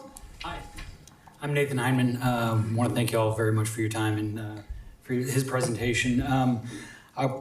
Obviously, we've got a lot of folks here who have a lot of concerns about it, and I don't want to get into the details of things like the fact that we have high traffic, the fact that there's no turn lane, the fact that there's not an island. What I really want to talk about is some of the things that the developer had mentioned, which is things like he wanted to create a safe and walkable neighborhood. Having these narrow homes with setback exemptions, it's not going to be safe. It's not going to be walkable. He's saying we don't have enough room from the street to the building. We don't have enough room from the building to the back of the property because, by his own admission, it's too small. And so my question would be, if it's too small, maybe this is just the wrong development for this project or for this land. I think we all realize something is going to have to be built, but not this. And I think that's pretty much all that I have to say. So, thank you. The next speaker is Tim Brandt.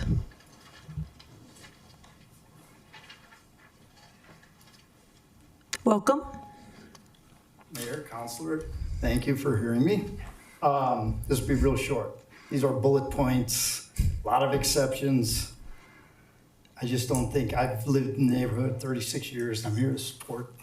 So that's it. Just seems like a lot of exceptions. Thank you. Thank you. The next speaker is Amanda Julian.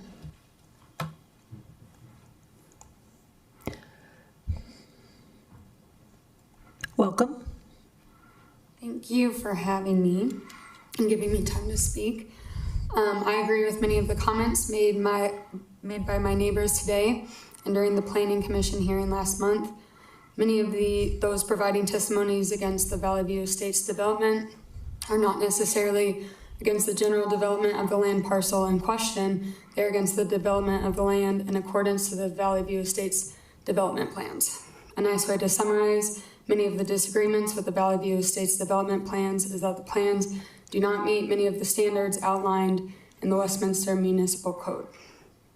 Arguably, the most serious criteria these plans violate are that the parking areas, driveways, access points, and turning movements in these plans are not designed in a manner that will promote safe, convenient, and free traffic flow on streets without interruptions, and that the plans are not designed in a manner that creates minimum hazards for pedestrians or vehicle traffic. There is certainly a safety issue that these development plans will bring, safety for the people who currently live in this area, and safety for the people who will live in the new development if it happens. People that live in the area certainly can see it, and I hope that you trust their input. Thank you for having me. Thank you. The next speaker is Belinda Kovach.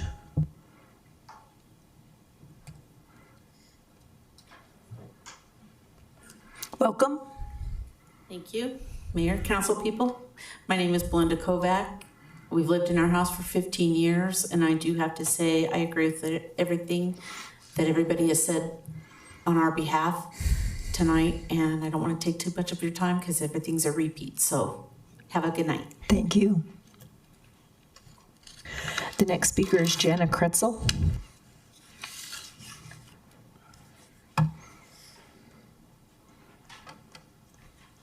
Welcome. Mayor and council people. Thank you. You've heard tonight from many of our neighbors. We have a lot of concerns with this proposed development. We believe the project should be disqualified as it stands for several reasons. We've talked about the setback codes. We've talked about the landscape median, the traffic monitoring, the monument signage. Please don't grant these waivers. The codes are in place, and our right to privacy is being threatened if these codes are made into exceptions. You heard about traffic, but one other thing I want to point out is cars turning off of 104th, there is no turn lane onto Elliott. The speed limit, the posted speed limit on 104th, and I say posted because not everybody drives the posted speed limit, is 40 miles an hour. So as those cars are turning, they're doing a high rate of speed, turning onto Elliott. We're now going to have a 6% grade in possible winter conditions, people pulling out of driveways into that same street just causes what we think is going to be a nightmare. And for those of us that live in that neighborhood, we're going to be driving that same street to get home.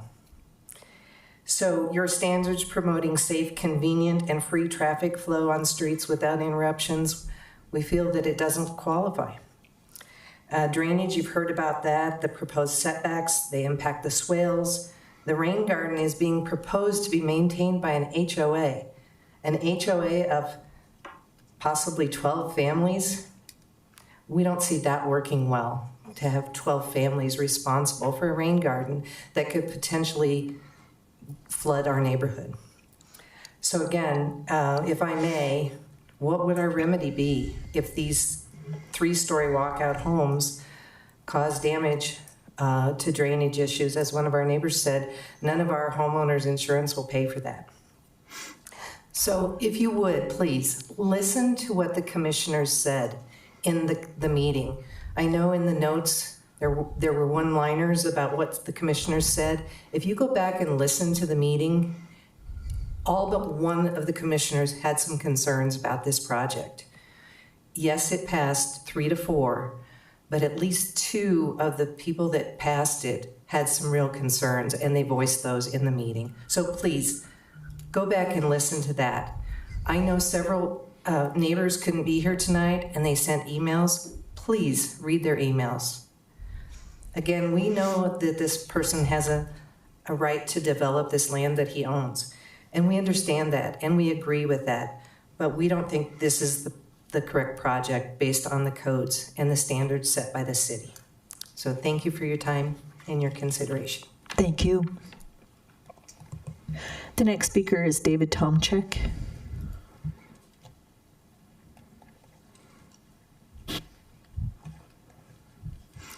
Welcome.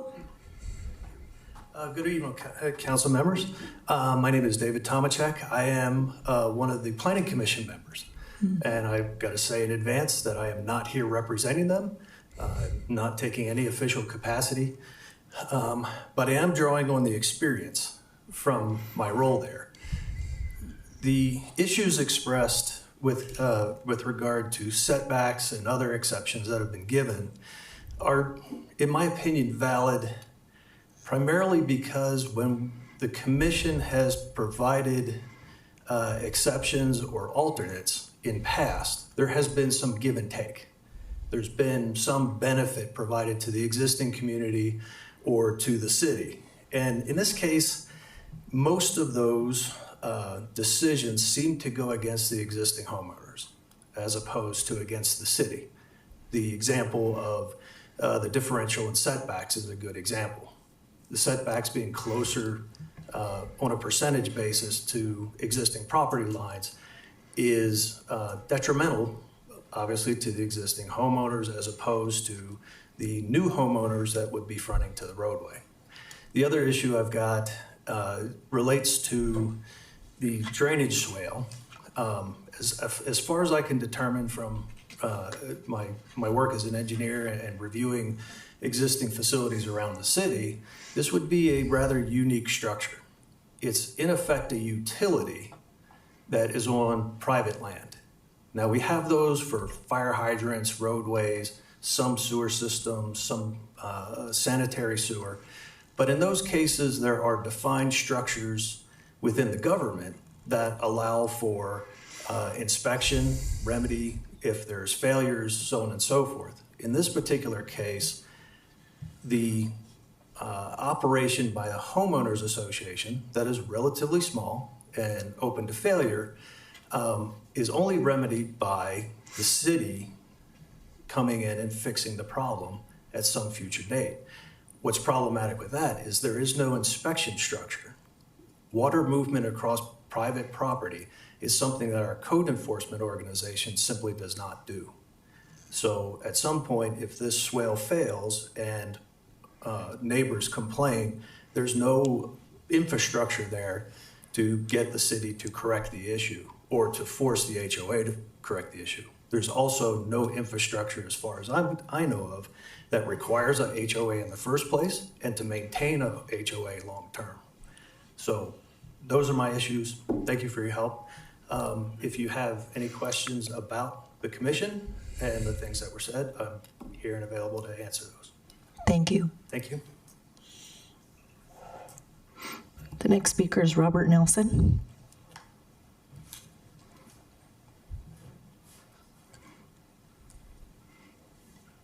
Welcome.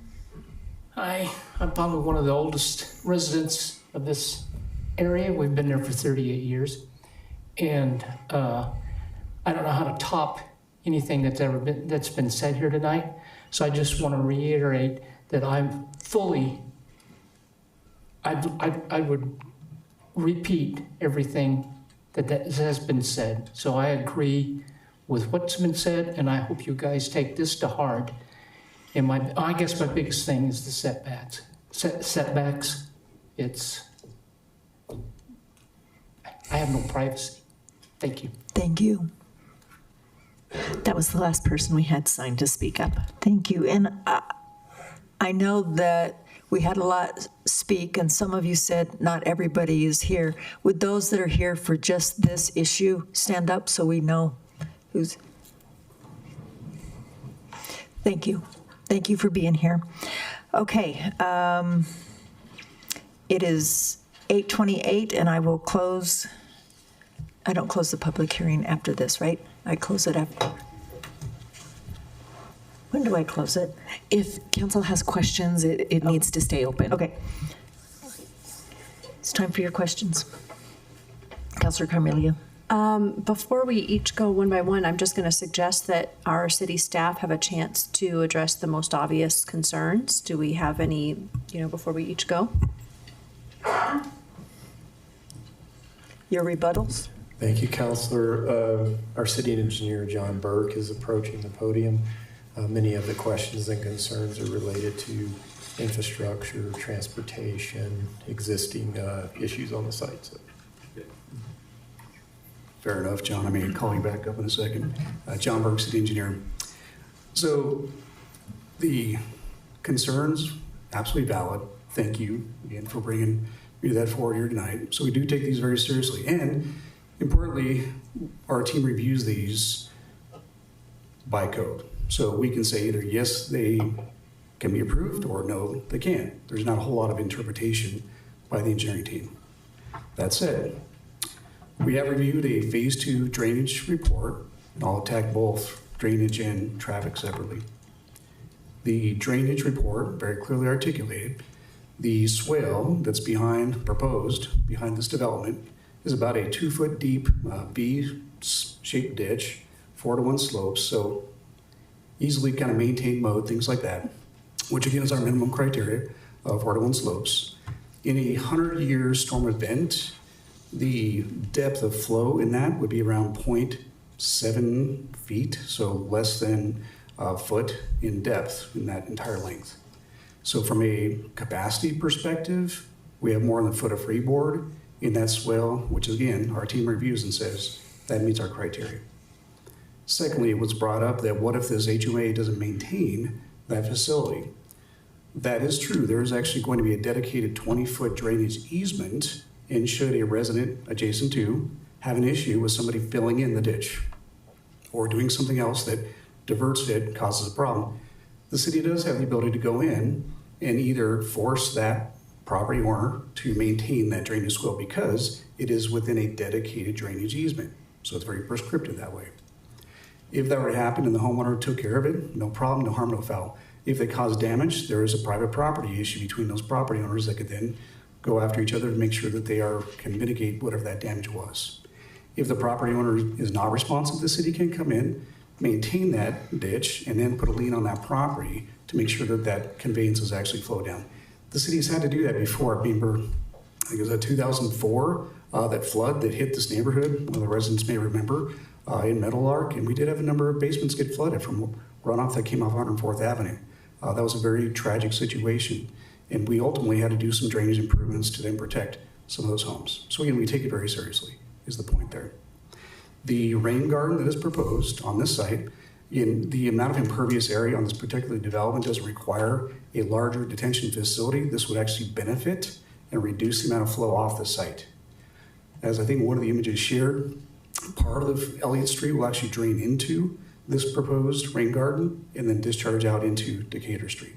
So again, when we look at development projects, we want to make sure not only do they meet the criteria, but they have no adverse impact to the adjacent community. Things that have been brought up, the steepness of Elliott Street, the 90-degree intersection at Decatur and Elliott, very challenging and very, I would say, difficult to mitigate, and we're already hearing about speeding and other concerns in the area. With that, I'll pivot to some of the traffic-related concerns. Number one, this is where I might need John McConnell to come join me in this.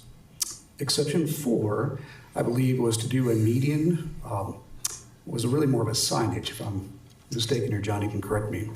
That typically a subdivision, a brand new subdivision, you'd have some sort of immediate signage, was really, I think, the impetus for the exception. Is that correct? Yes, that's correct. It's actually two separate things. They are providing monument signage, just not in a median island. The monument signage would be on their site near their park. The median island is required for new subdivisions typically. And as you all know, our current regulations are really designed for new big subdivisions. And most recent one you've dealt with is the uplands. And so these medians are designed not primarily to be a traffic safety or traffic calming issue, but an entry feature, a character building or character defining element of a neighborhood. This neighborhood is proposed on existing lots on the edge of Meadowlark. There are no new streets or new entrances being built. And with the safety concerns that I know our engineers have with modifying that existing street cross-section at the intersection of 104th, it really doesn't make sense to try to make that improvement here.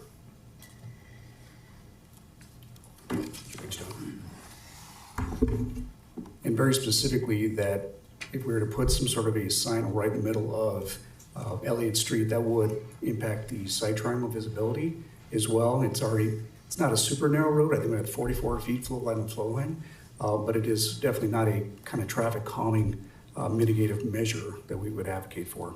A couple additional things.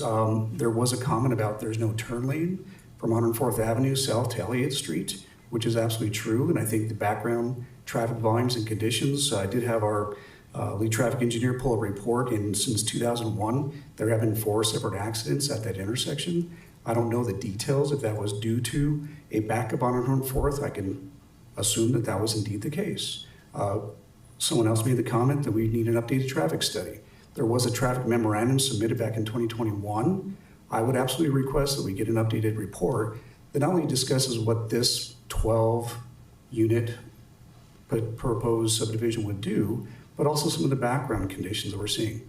The volumes on 104th, I think someone also mentioned traffic from 104th and Federal being an issue. We'd like to see the data to identify what are some potential traffic calming mitigative measures we could be doing today not necessarily in response to this development, which candidly, with 12 units in comparison to the rest of that subdivision and some of the commercial units in the area, probably this development isn't what's driving the issues. It's our background conditions that are out there. That also said, we did pull some speed data, and we look at what we call the 85th percentile for the speed on Elliott in 105th Drive. During the last month, that 85th percentile is 24 miles an hour. The posted speed is 25. However, there was a max speed of 61 miles an hour. That's just where it tops out. I can't tell you how often that happens. That's a problem. Saw the same thing, this is on Elliott Street. Yeah, there was also 23 miles an hour, and there was a max recorded speed of 56 miles an hour. So again, these are things that I think we do want to investigate further with an updated traffic study report to make sure that we can address not only potential future issues, but things that are happening today.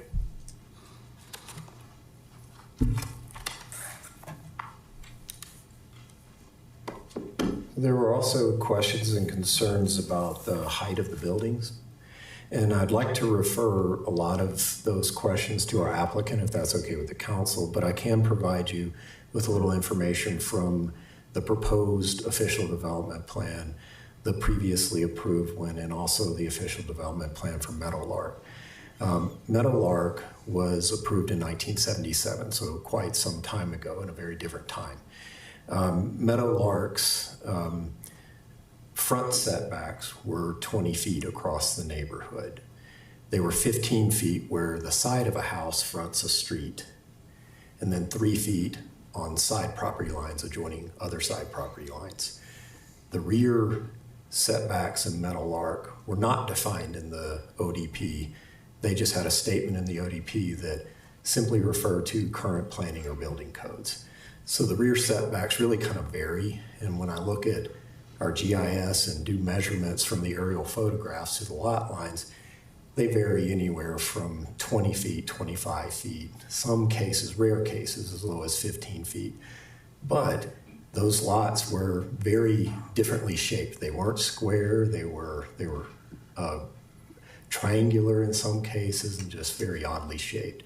And so as the houses sit sort of differently on every lot, the setbacks do vary. But that's generally what those setbacks are. The setbacks proposed for the duplexes in this ODP the height, proposed for the duplexes in the ODP are 36 feet. The maximum height in Meadowlark is 30 feet, so this is proposed to be about 6 feet above what is the maximum in Meadowlark. Keep in mind, not all houses in Meadowlark reach that maximum of 30 feet. There's a varied home style, everything from single-story ranch houses to split levels and 2 stories. There's those 3 broad varieties that are pretty evenly dispersed throughout the neighborhood. The streets are curvilinear, the topography is undulating, and so there's a variety of height and setback in the neighborhood. But again, as compared to this proposal is proposing 6 feet higher than the maximum that's allowed in Meadowlark. The front setback is proposed to be 20 feet instead of 30 feet. That's not different from the setback in the Meadowlark ODP. So that's very, the same. The rear setback, as I've said, is not defined. The code, because of the height above grade, requires these duplexes to be 54 feet back because it requires it to be 1.5 times the height of the building. So if the height of the building is 36 feet, then it requires a 54-foot setback, not just a standard setback. And so the applicant's requesting to drop that down to the, I believe it was 30 or 34. So, but I would, if you have any questions on the thought process behind the design of the neighborhood, the design of the houses, I'd like to call on the applicant to explain that design process to you. I have Councillor Hott ready with some questions. Yes, so the biggest issue for me is you talked about, or the applicant talked about this being a walkable community, and there have been some concerns about traffic, and so I don't understand why there isn't any traffic calming methods. So something that could be very easily done is several raised crosswalks. I see it in other areas where there are homes that are next to busy streets, and they have several crosswalks that are so far apart, and they're all raised. And if you do not slow down, you're gonna mess up your car. So it forces people to slow down. And that seems like a very, very simple thing to do that would not only allow safe crossing, but would also force cars to slow down. So that seems like that would be something very easy to do. And also, it doesn't make sense to me to not have a right turn lane on 104th, especially since there is a community off of Elliott, and so there are people who are going to be either driving through, going home. For whatever reason, it doesn't make sense to hold up traffic on 104th, especially with the speed limits. And so my question is there room for a right turn lane? And my other question is, why are we not implementing raised crosswalks? And then before answering those questions, I just want to say about exceptions. We actually approve exceptions all the time, because sometimes it makes more sense for the project to allow them to not allow them. And if we were really strict on never allowing exceptions, a lot of the wonderful projects that we have we wouldn't have them. And so I'm not saying that all exceptions are necessarily good or we should approve every exception. I just want people to know that it's very common for us to approve exceptions when it makes sense, just because people had asked about that. But those two things, if you could please talk about why raised crosswalks are not a part of this, and why we aren't putting in a turn lane. Thank you for the questions. I'm going to ask my friend Mr. Burt to come up and help me. He gets upset when I pretend to be the city engineer. So. And that's why I'm not a planner, John. Great questions, yes. And both, if not but for this development, I think some of this hadn't come to our attention for sure. Regarding the raised crosswalks, we have a traffic calming policy that we do look at. And right now, I think as Eric mentioned earlier, we are now taking citizen requests for budget concerns. And so if there's a request here, and I've already got it on my list, so we'll take a look at that, particularly with Decatur. Elliott Street may be a little more difficult if this development goes through, but we'll absolutely take a look at that. Those are mostly, when we do those kind of speed tables throughout there, the concerns are usually with fire apparatus, getting response times, things like that. But we'll take a look at that. Secondly, as far as the right turn lane, agreed. I drove out there this evening before tonight to take a look at that, and it was identified. It's not as easy as just add a turn lane. There is room. It does eat into that part that they're proposing, but it also requires major infrastructure relocation, so the traffic signal pole is right where that turn lane would go. Unless we ended up kind of shifting 104th Avenue. There's a fairly large median in 104th Avenue, if you know that corridor, exceptionally large median. And so there might be some opportunities to maybe divert traffic around that way to then build in that turn lane. But again, those are things that we can do in collaboration with the development as they prepare that updated traffic study. So both of those are noted, and appreciate the comment. Okay, I would just like to say, I will not be comfortable voting yes on the final vote if there is not traffic calming, and if we do not have some sort of, if a right turn lane isn't the best option, but you have another option. If it's not safe for people to walk, I'm gonna have a really hard time voting yes. I'm not going to vote yes. on the final vote if those things are not changed.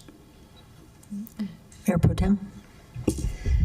Well, thank you to all of the residents who have come from the neighborhood. It's always amazing to hear, what you've been living through in this area, even without the development. And I really hope that this encourages other residents to just come and talk to our staff so that they can, they really do take safety seriously. And as Mr. Burke said, that they're already moving forward on trying to understand how they can actually help with speed mitigation. So I appreciate that. We're already working on that. I was also going to mention, like Councilor Hott, that, our standards are generally made for greenfield development. So when we get infill projects, there's always some kind of wiggling around that we need to do to kind of make things work. So no matter what project comes in here, I'm sure we're going to look at some exceptions. I do hear the concern over drainage. I think that it was helpful to hear Mr. Burke's comments, so he kind of took away some of my questions on that.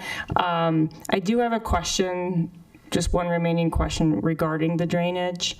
Compared to now, to existing conditions, is the drainage that's contemplated for this development an improvement from today in terms of water runoff? Yes, in simple terms, yes. So if there was 100 CFS cubic feet per second of water existing today, only 70 CFS of water would actually exit the site. So the answer is yes. Okay, so it's a reduction. Okay. For traffic outside of, I agree, we need to have some understanding of how this project will be designed to not make things worse. And I think one of the things for me is probably for the applicant, with the design of the project, I am concerned with the driveways that are on the street. And I'm wondering if there was any consideration of, right now, I think, Mr. Burke, you said the road's about 44 feet wide, curb to curb. If there's kind of any room actually to do an alley-loaded development, we like the Connections around the corner has some product very similar that with the 2- and 3-story with the grade and with alleys. Was that evaluated at all? Very good question. We definitely heard some comments tonight, probably hinting toward that. I would just say in terms of the layout of the site, obviously the stormwater management will land in the lower portion, the lower elevation where everything drains to, which is where the rain garden is located. Any development whatsoever of this site, that's where the rain garden will be. In terms of alley loading of the product, the only other opportunity, you can't get access off of 104th. There's not going to be a driveway access there ever because of where Elliott connects in. The hard bend on Elliott at the bottom as it turns into Decatur, because that's the lower portion of the site and that's where your stormwater will go, you're very unlikely to ever get an access point onto that bottom. Also, if you were to put an access point down there, it would likely be more problematic from a visibility and timing perspective if someone's coming down Elliott to make that turn, if you were to access an alley load off of there. So for those reasons, the reality of the matter is that practically any development that occurs on this site will need to load from Elliott. The other component on that is across the street, there's the Elks or AmVet, and there's the Mitsubishi car storage lot in the backside. Those are large commercial entryways that have way more traffic coming in and out in terms of volumes of traffic at times. And we understand that some of the car traffic seems to be utilizing the backside of the neighborhood now to defy traffic up on Federal or 104. So I'm certainly considerate of that issue. But to your question, the layout of the site is predominantly dictated by the surrounding constraints of it. You're going to put the stormwater low, 104th you can't touch. Can you do something like, I don't know if you're familiar with Zuni. I say Zuni, I'm sorry if it's Zuni. Everyone gets on me. But the McKay development in Broomfield right across from McKay Lake, and they're off of Zuni, and they have driveways essentially that come. The driveways there's a median and there's a driveway essentially that serves all of the units. Actually, my neighborhood has the same thing, but it's the actual, and it's tighter in my neighborhood off the collector, in that it's just literally a driveway, and it just separates the homes from having to be backing right onto the street. And I'd like to see something kind of evaluated that tries to get some of those the people from backing out onto this street, because clearly the visibility is an issue. And, I'm concerned for that. That was the first thing that I looked at when I saw the ODP. So I'd like to see something there. And the other question I have is about the height of the unit, the buildings. I know Mr. O'Connell mentioned that there's a 6-foot differential between the height limitations, but we also have a grade differential, so it sort of exacerbates that height. Is there a possibility to set back that top floor so there's sort of a staggering from the back of those units, so it's not as much as like this sheer wall? I understand what you're saying. Potentially, there could be an architectural reconfiguration. However, doing so would still result in the same building height condition. Yes. And would effectively, even if we're bumping a portion of that forward, which I understand the intent, from the neighboring homeowners who have the concerns about the height, their expression would still effectively be the same, so it would not exactly alter things. Back real quick to your point about alley loading units. 2 troubles with that being incorporating the additional width necessary in that small zone to get alleyway in there. Secondarily would be the uptick of impervious square footage, which would probably bust our landscape numbers and force us to be over the allowable percentage of impervious for the site. So that could add another challenge and would enhance the stormwater management requirement for the facility sizing. Yeah, it sounds like the alleys may not be the right solution, but that maybe there was a different solution for the driveways off the road. And maybe that deals with kind of changing around some setbacks. I'd just like to see some creativity there. I think if you listen to the community, the main concerns are that access onto the road with the driveways, the walk, and that impacts the walkability and the safety. I think the drainage piece, it's a concern, but I feel like our staff is able to evaluate that, and with it being a public easement, I feel like we have some control over that to mitigate the concerns of the community. And so I'm back to the heights of the buildings, and if you do play with the front setback, then maybe you have some more leeway with the rear setback, and if you're pulling some of the homes back on the second floor, I would argue it does have an impact. I guess it impacts the design of the home, but I just, context is important, and you are dealing with an existing neighborhood, and if this is infill, I understand this is a difficult site, and things cost money, and you don't want to be losing units, because I'm sure this is all very finely detailed out with a pro forma. So I'd just like to, I think maybe another pass might be helpful in looking at the design to really address the community's concerns. Councilor Carmelia? I don't have any further comment. I think it's all been covered. Thank you. Okay. Councilor Zadi? No? Councilor DeMott? If I could. Sorry. Procedurally, I'm just thinking, before you close the public hearing and engage in deliberations, just be sure the applicant has had an opportunity to respond, because I think several issues were raised in the course of the public's testimony tonight that the applicant hasn't necessarily, I think, had a chance to address. Okay. Oh, yes, sir. I'm happy to do that. In terms of the concerns I have, in the past and always, we try to look at the character of the neighborhood and how it matches up. And so I do have concern about how this matches up in the setbacks. In other instances, the setbacks aren't as impactful to the neighbors. A lot of times, sometimes they're actually beneficial to the neighbors. I don't see that being the case in this. And so I do have concerns that this is actually going to exacerbate some of the issues that the community already faces.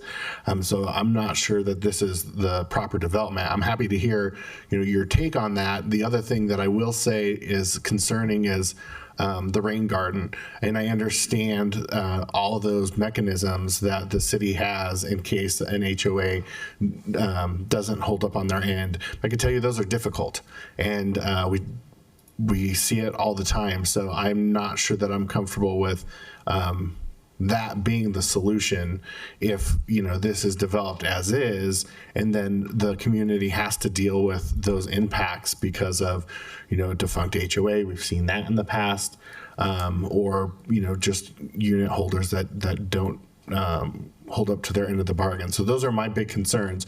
I feel like you've addressed those in your comments, but I'm happy to, if you want to add any more flavor to it, because those are kind of my objections as it stands. Appreciate that. Briefly, we'll touch on a couple things. The setbacks are obviously a big issue. This is a tough site. It's an infill site. It has not been developed since Meadowlark came along for a reason. It was challenging. It was not the easiest piece of ground to flip and make a profit on. That's why it ended up staying vacant and has been through the hands of multiple development groups now. Most of them are more than willing to give up when the challenges come along. This particular developer is looking to see an improvement in the area and thinks there's an opportunity with this particular site. There was a note earlier that mentioned about the median issue and not having anything that was it was phrased as the city's not getting anything. There is additional planting requirement that does come along with not producing that median element. There is additional planting associated to the entry monument signage, which we're providing. Further, there's a park that is being allocated on the east side or the south side of the site, pardon me. There's also a significant fee in lieu the developer is paying toward public parks. So that's a background piece that doesn't really show up in the plans very well, but there is additional fee in lieu for adequate public facility, things of that nature. So it's not just like we're simply asking for exceptions and then not giving any compromise whatsoever. Touching on the building setback briefly and the infill site, it is a challenge with the height of the building being 36 feet and that mandating the rear setback of 1.5 times. We tried our very best to find the middle ground of where we could land the building, get all the appropriate drainage in, make sure that the swale in the back is protecting the neighbors from drainage going across site, which it is currently going over toward those lawns. We were trying to capture that with a swale, so we had to work that in. We have to get all the appropriate planting in. You have to give these folks a backyard so they can take the dogs and the kids outside. And then you need to make sure there's space up front to get the cars parked in the driveway and not be sticking into the sidewalk like we see sometimes to find the public right of way there. So we're trying to find the balance ground of all those different things, working with the topography of the land and trying to fit in with the code as best that we appropriately can. So the setbacks are a struggle, without a doubt. It's a 2-story with a walkout, so the building height absolutely adds to that rear setback issue, and it's absolutely a challenge. But we tried to find the best middle ground that we could on that possible. Real quick on the walkability point, the intention in that notation is that recognizing the other amenities that are in the area and that you don't have to get in a car to go somewhere. You can go just down the street to get to the regional park. You can go across 104th to get retail and commerce options. I'm not saying everyone will. Plenty of folks will jump in their car to do that kind of a trip. But if the walkability is an option for those folks, it at least adds to that viability of the product type and offers those folks who may be willing to make that effort an option to do so. And the final point would be most of what we heard are existing conditions surrounding the site. The drainage, the icy conditions on Elliott.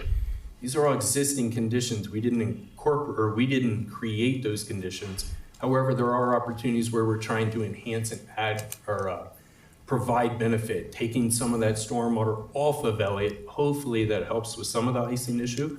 Certainly there's a follow-up practice, but we are trying to work in good faith with the neighbors and not just simply be in defiance. I'll also point out there are 2-story homes behind us. There's 8 total homes that look directly into this development. 4 of those homes look directly at us. The other 4 The other 4 look off in a skewed angle because of the cul-de-sac orientation of their development. So it's not like everyone's looking directly at us. There's also 3 or 4 of those units are 2-story.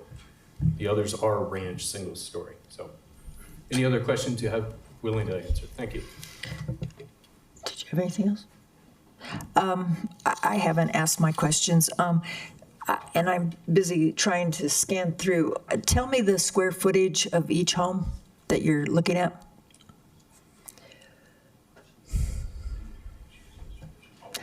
It's okay, square footage of your houses?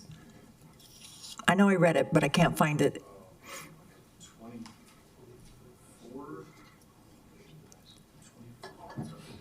Did I read 2,400 and then a basement added? I don't have the number directly in and front of me. a basement added 1,000?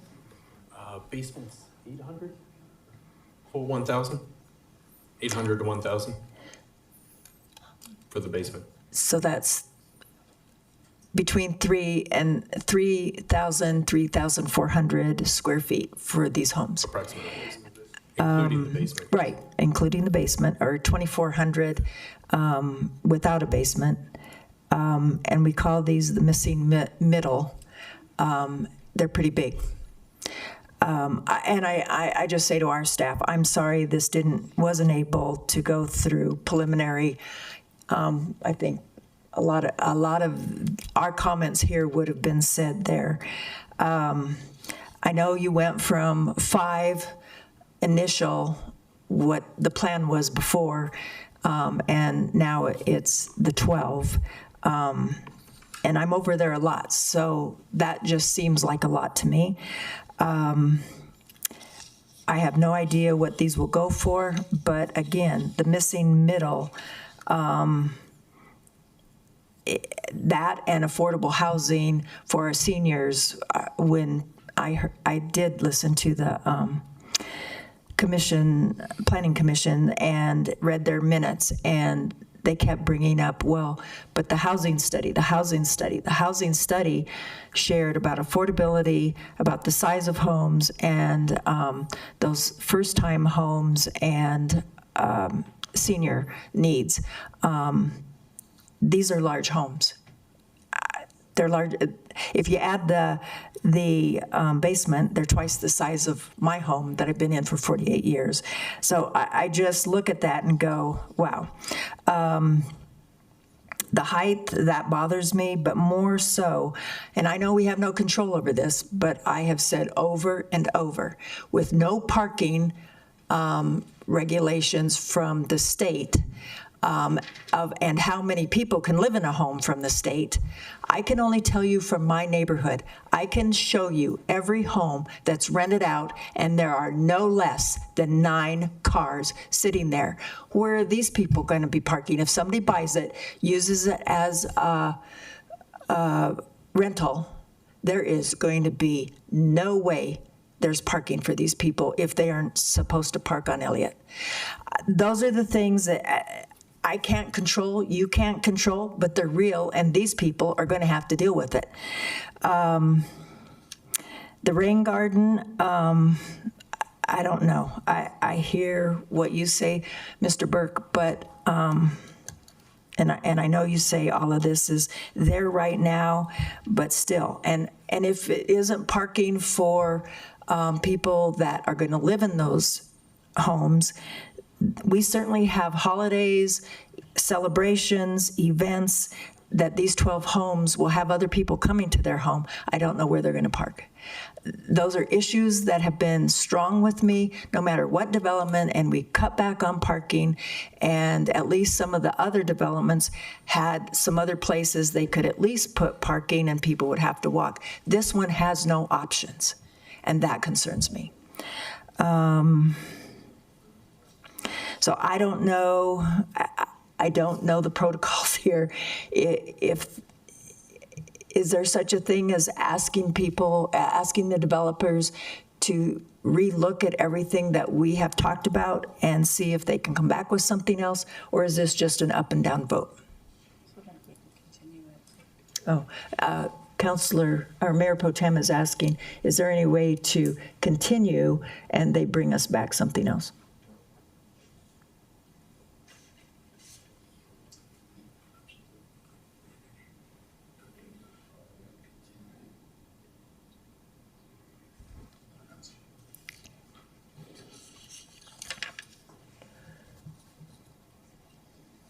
And do we need to take a break?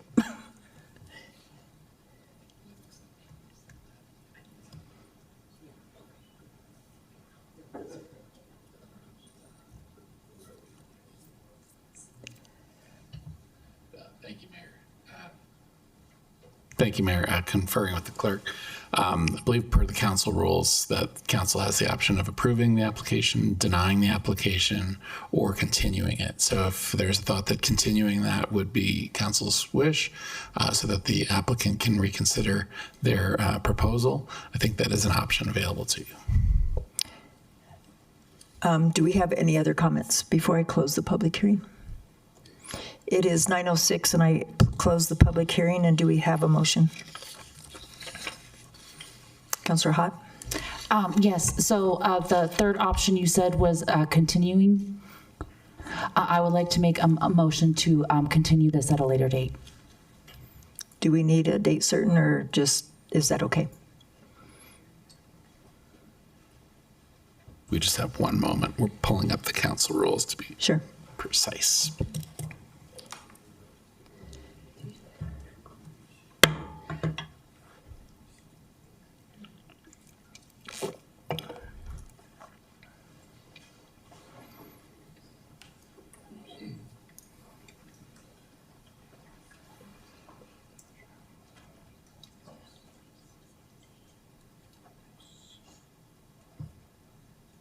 Mr. Franco, would it be helpful if we take a 5-minute break?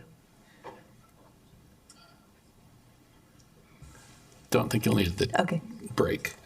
Pursuant to Council Rule 7.21M, Council may approve with conditions, deny, remand to Planning Commission, continue to a date, time certain, or other. So I think you have some options. If what you're hoping for is a reconsideration of the proposal, I guess it would be one way to ask the applicant whether they would see value in remanding this to the Planning Commission for a consideration of an amended proposal, so that the Planning Commission could have a chance to take a look at amended proposal before it came back to City Council. So that could be one pathway if that's sensible for the folks involved. I would just ask if we are moving toward continuation, for clarity as to what is actually being requested. We've heard quite a bit of different perspective, so just would seek some clarity on what exactly you all are looking for in that.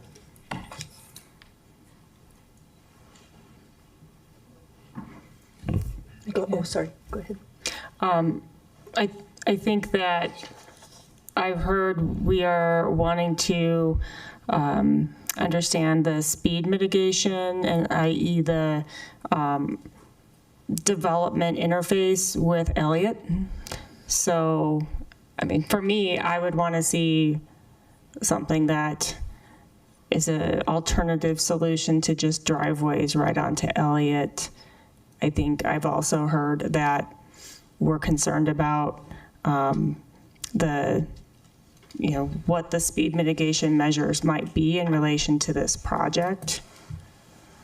And the scale, maybe the height transition, that was something for me, but I don't know if anyone else felt that strongly about that. And then I know that there was a concern still about the rain garden and drainage, maybe to have that just I don't know what those who were concerned about that, what you would ask for them to come back with on that.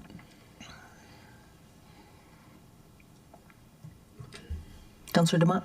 I guess I'm concerned about what we're asking as well, because for my concerns are the character and the height. And I heard the developers say that the height, when questioned, that wasn't really going to change in this structure. So I almost feel like this needs such a revamp. I'm not sure sending it back to the Planning Commission is going to garner the results I'd like to see. But I think height is clearly a concern. So I think if you can figure out some ways to mitigate. Councilor Hott? Yes, I also agree with what the mayor brought up as far as the size. I don't agree that this is missing middle stock, because it is so huge. I have a family of 5, and my house is over 1,000 square feet smaller. These homes are huge, and for affordability, smaller homes obviously cost less, and so it's easier for people to get into the housing market. And so for me, the size of these properties do not make sense. Can I just add, I know you were pitching this as a sort of marketing sales point to us that these are missing middle, and that the mayor and Councilor Hott are concerned about the size and the relationship to whether or not they're really missing middle. For me, I don't think that the size has any bearing on the solutions that you should be coming up with, but I think we've called out the fact that this may not be missing middle, and maybe not to pitch it as such. I just want to make sure that I don't think the size, like if it's smaller units or the same size units, that's, to me, I'm more concerned about the interface on the street, making sure people feel comfortable about the drainage and the speed and the height transition. Anyone else? Councilor Azadi? Thank you, Mayor. And I wanted to add to what Mayor Pro Tem just said. Similarly, I'm not concerned about the size. I'm more concerned about from a missing middle standpoint, I'm more concerned about where you end up with that, right? Because missing middle is supposed to be moderate income households earning between 80 and 120% of the AMI. And if this is going to be market price, market, with that size, it's going to be hard. But if you come back with a proposal and you can give us some confirmation that this is going to be affordable for that range of income households, I don't really care about that. What I care more about is the affordability. It's the safety, the speed. So the crosswalk situation, the right turn lane situation, all of those safety aspects, I think the traffic calming needs to be addressed in some way and in a serious way. That's what I think is the biggest concern here. And I did want to say, just to take a step back, because we haven't said this yet, we do have a housing crisis. And we also have a trust in government crisis. So this is one of those balancing acts where the people have spoken, right? And we want to build trust. We want to build trust in government by letting them know that we are listening. And that's what we are doing right now by continuing this. So check mark, right? That we are listening to the residents. We are listening to you. The other side of this is we do have a housing crisis. So I thank you guys for making the attempt, right? And for bringing this forward. We are short 1,000 units of missing middle in Westminster. So when you come back to us, as you heard Mayor Pro Tem said, come back with a creative solution of how you can really make this an actually safe community that makes sense logically, that shows us that you have listened to the people. You've heard it all, right? You heard the Planning Commission. We had a very, sorry, what's your name again? Tom. That was it's an unprecedented move for a commission member to come on his own and make a comment to us. So you've heard everyone say the same things over and over again. Just be creative when you come back, and I'm looking forward to your proposal.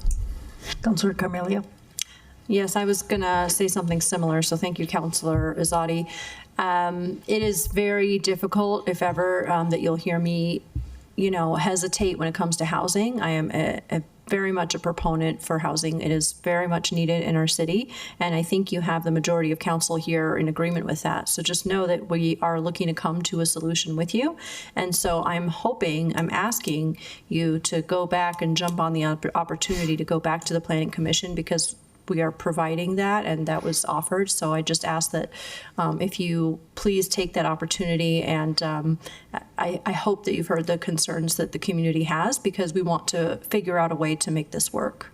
So I'm optimistic that I'm hoping that the Planning Commission has the expertise and the ideas that we need to make this happen. City Clerk, did we have a second to the motion? Councilor Demott? I'm still kind of wondering what the motion is then, because if the motion was to continue, so is the motion to remand this back to Planning Commission, or is it to continue it? I would like to restate and make a new motion to have it go back to the Planning Commission. Second. It's been moved and seconded to take this back to the Planning Commission. Is there any further discussion? Councilor DeMott? I'll vote yes to remand it to the Planning Commission, but I would like to restate my concerns. If this comes back in substantially the same format with the things that we've heard, and I don't know how much different just from hearing from the applicant this potentially could be in the format they have, I would still vote no on it, which I was intending on voting no tonight because of the reasons I mentioned as far as the setbacks in this particular instance. And I understand the challenge that you're trying to address. I think, I just don't see how that's going to fit the character of the neighborhood if you want those buildings that tall. I do think there's a level of privacy that those folks are going to lose as close as those are going to be. I'm very concerned about the water runoff. I'm very familiar with that area over there, and I could see how that's going to be a problem. The biggest concern isn't necessarily your solution, it's the upkeep of the solution and who really is going to maintain that, moving forward. I'm not comfortable with the answer to that. I'm not as concerned. I mean, I do think you've marketed it wrong. I don't think that's a reason for me to say yay or nay. If you came up with a good solution and it was $1 million home right there that fit the character, good on you. It might not be the stock that we need, but I'm not looking at that as much. I will say your reasoning to say you want a walkable solution that didn't really fit with what you proposed here today. So I would say that, but I will vote yes to remand this back, but if you can address those things, maybe I could change my mind. But if this is substantially the same thing, I still would say no to it. So I'll be interested to see how you might navigate that. Anyone else? So just for clarification, City Attorney? When we vote on this, then the other three motions that we have for 14, 15, and number 6 will not be voted on tonight?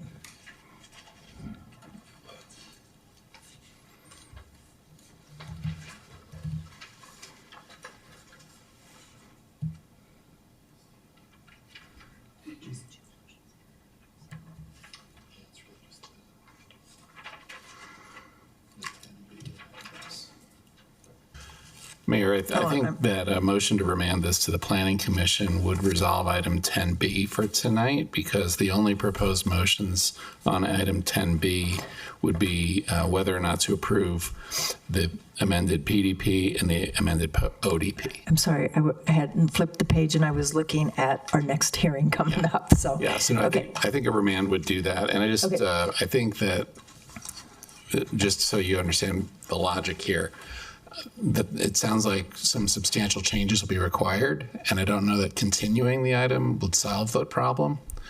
And so I think remanding it to the Planning Commission with the expectation that, you know, there'd be some substantial changes would have to go back, you know, through some level of review through the Planning Department in order to get to the Planning Commission. So I think there's probably a couple of layers of review ahead for this project if it's going to move forward. Okay.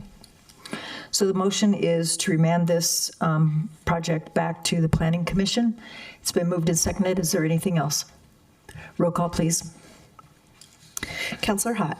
Yes. Mayor McNally. Yes. Mayor Pro Tem Nermella. Yes. Counselor Carmelia. Yes. Counselor Demott. Yes. And Counselor Azadi. Yes. The motion passes on a 6-0 vote. Thank you to everyone that's been here tonight and listened to this, and we need a break.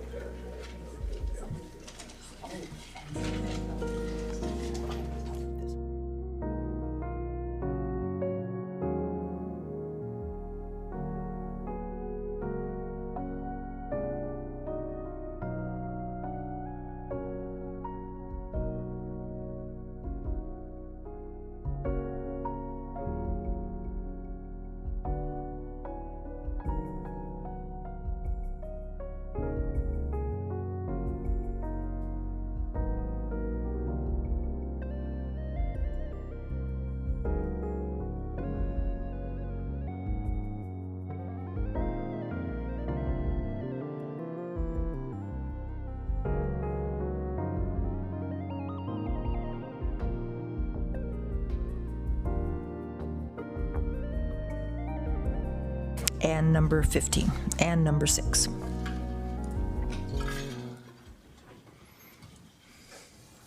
Do we have staff report?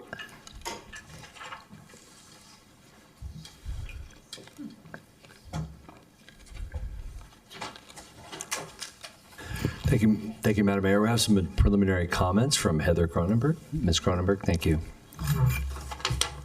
Good evening, Mayor Pro Tem, councilors. Thank you for your time this evening. During the executive session, staff was given direction to bring a development agreement package for Shoenberg Farms to council for consideration. This package will complete... We need you to be closer to the mic. Okay, thank you. I can hear like a... See if it's better. Okay, thank you.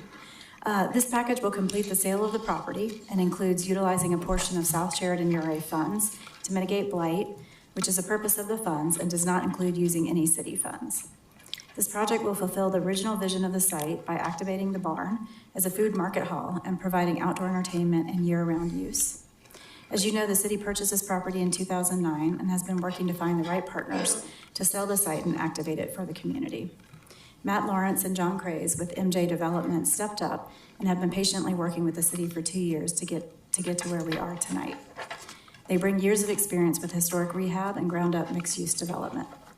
Staff brought a purchase and sale agreement to council in 2023 and has been working in partnership with MJ Development since then to review the ODP submittal and craft the remainder of the agreement package, which is in front of you tonight for consideration. If the package is approved tonight, the development team is prepared to submit the construction design package in the third quarter of 2025 and close by the end of the fourth quarter this year. They will immediately begin construction after closing. We'd like to introduce you to the development team who will speak next. Matt Lawrence and John Craze with MJ Development and their architectural partner, Unum Architects. Staff is here to answer any questions you may have after the developer proposal. Thank you. Thank you. Welcome. Thank you. Good evening, City Council members and Mayor. Thank you for your time this evening and for your continued collaboration as we work towards honoring our commitment to both the Shoenberg property and the City of Westminster. Over the past 2 years, it has been truly a privilege to work with the city in planning the transformation of Shoenberg into a vibrant, useful site that the entire community can enjoy. We are excited about the next steps and look forward to continuing the work of bringing Shoenberg back to life. Revitalizing historic properties is more than just a project to us, it's a passion. Tonight I provided copies of letters that we've received in support of this project, including from Cindy Naskey at the Colorado Historic Foundation and Rabbi Benji. As you're aware, we are inheriting an easement and an ongoing obligation to preserve these buildings. We firmly believe that activating and utilizing these spaces is crucial to ensuring the long-term preservation and relevance. We've worked closely with the Colorado Historic Foundation to ensure that our vision aligns with theirs. Our dedication to upholding the responsibilities of the easement is inherent, and our partnership with CHF is a critical part of this project's future. It has also been an honor to collaborate with Rabbi Benji and to ensure that the cultural and historical significance of the site, particularly within the Jewish community, is respected and preserved. His guidance and support have helped us shape a project that is not only a sound business venture, but also one that honors Shoenberg's rich legacy. Each time we've engaged with the community, whether during the concept review or following our ODP submittal, we've received encouraging and enthusiastic feedback. Local residents are excited to see Shoenberg once again become a place of beauty, function, and meaning, both inside and out. With that, I'd like to introduce our architectural partner, Unum, who can tell you a little about their firm. Welcome. Thank you. Good evening. My name is Jim Pfeiffer. I'm here with Adam Steinbach. We're the co-founders of Unum Collaborative, an architecture firm based in Denver. We founded the firm in 2017, but we each bring about 15 years of Colorado architecture experience before that. We started with a foundation in hospitality design, and since then we've had the opportunity to work on a wide range of projects from food halls to cocktail bars, boutique restaurants, and resorts as well. One of our core passions as architects is creating experiences that bring people together, and hospitality offers a unique opportunity and a powerful way to do that. Much of our work involves adaptive reuse as well, reimagining existing structures with new life while honoring their history and character. That's why we're especially excited to work on the Shoenberg Farms project. It sits at the intersection of the two things we care deeply about: community-focused hospitality and thoughtful reuse of historic spaces. Adam brings particularly relevant experience to this project, having been part of the design for the Denver Central Market, one of Colorado's original food hall concepts. That project transformed the historic building in the Rhino Arts District, leading the way to a vibrant community anchor, a model we see strong parallels here with here. Other notable adaptive reuse projects we worked on include Cohesion Brewing, Honey Elixir Bar, Blanchard Family Wines, and Deviation Distilling. Each of these has been a unique challenge, but they all share a common goal, which is to bring new energy and new purpose to these spaces. With Shoenberg Farms, we see a rare opportunity not just to extend the life of the historic farm structures, but also to create a place that reflects and celebrates the identity of the community. It's a project we feel is both meaningful and inspiring to be a part of. We're truly grateful to Matt and John for bringing us onto the team, and we look forward to working on this project. Thank you. Thank you. Thank you again. Nice to see everyone. City Council members, Madam Mayor. I'll keep this brief. You have amazing stamina, I must say. So I know it's getting late. I just want to reemphasize, we're grateful. We're very humbled to be a part of this rehabilitation. While we do have ample experience in both historical, restaurant, and working on larger scale projects, we remain to this day an independent local development firm who's engaged dozens of other local businesses to consult, assist with the project's planning and construction. Further, the restaurateurs and businesses that will make Shoenberg their home will also be local small businesses. This is not the work of some large corporate conglomerate. This is us working together to try and create something for our community. I know one can read through the detail of this project in an hour or so, but as everyone has said, this has been over 2 years that we've worked together towards this shared goal. Your staff has been amazing. They've worked tirelessly to help us through the process and to demonstrate with your needs and to make sure we're establishing this for the community. While this activation may have many positive impacts on the local community, my humble opinion is it just seems like good plain business for the city of Westminster. This investment turns what has been for a long time an expense item for the city into a cash flowing one, a healthy return on investment made possible by opening this historical site to the public. The success of this opening really comes down to the community participation and them enjoying this fine property. So speaking from a business perspective, this doesn't just get done with such a partnership. It's evidenced by the inactivity of the site over the years needs this activation to become alive. We're very excited about sharing in many of the celebrations to come forward. This beautiful space becomes a community hub, not just for the day-to-day gatherings of friends and family, but by becoming a home for our weddings, our quinceañeras, our bat mitzvahs, our company outings, birthdays, sporting events, and our shared love of food, culture, and history. These are the things that will help this family-friendly business become a lasting piece of this history of Shoenberg Farm. We'll do our part, we'll get it up and running, but we do know that the success of Shoenberg relies on all of you. Our team has a deep desire to understand both the types of food and cultural events that the local community is interested in. Not only is that good common sense, but that's also good business on our part. We'll make ourselves available after this session for any further questions, and you can expect prior to project completion a community outreach by our team in an effort to better understand the needs of the community. Thank you very much. Thank you. I will open the public hearing. Do we have anyone signed up? We don't have anyone signed up. Any questions from council for staff or applicant? Mayor Pro Tem? First, just want to say that we are very excited about Shoenberg Farms making the transformation into something that's actually a destination in the city. So very excited about that. So I just wanted to have a little more a reminder about the residential units that would be in the carriage house and the garage. I was hoping that they would be affordable, but can the applicant talk about what the anticipated residential use would be for? Certainly. Our goal is to utilize that as workforce housing. We'll have a lot of staff that needs to be on site, and furthermore, with some of the vandalism that's occurred over the years, it seems very prudent to have a full-time staff member on site, even in the evening hours. Okay, thank you. And then there was one thing in the development agreement regarding the ability for, after 15 years, to redevelop the use, but I know we can't really redevelop the use based on the covenant on the site. So was there any, maybe that was just language in the development agreement that's not overly meaningful, but I just read that, and so I just wanted somebody to clarify what that might mean.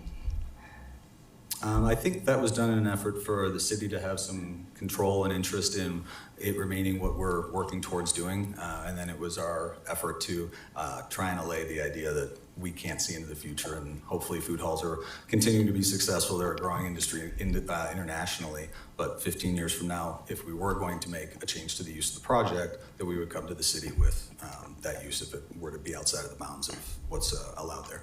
Okay, so it's more like a change in use and maybe a repositioning. And Correct. Okay, all right, thank you. Of course. Councillor Camelia? I don't have any questions. I'll just say I'm enthusiastic about this project. Thank you so much. And it seems to me that it's clear that you're the right people for the job. The fact that you brought evidence of the fact that the community is behind you and that you deeply value the historic preservation of the site, which obviously is very meaningful to the community. And as you said, you're local, and that means a lot in a city like ours. And so for all the right reasons, I think you're the right people for the job, and I think we're all really excited to see this through. So thank you. Anyone else? Is there a motion? Or wait, I will close public hearing. It is 9:44, and do we have a motion? Councillor Dumont. Thank you, Mayor. I move to pass Council Bill number 14 on first reading, authorizing a supplemental appropriation of funding. Mayor Pro Tem? A second. It's been moved and seconded to pass Councilor's Bill number 14. Is there any further discussion? Roll call, please.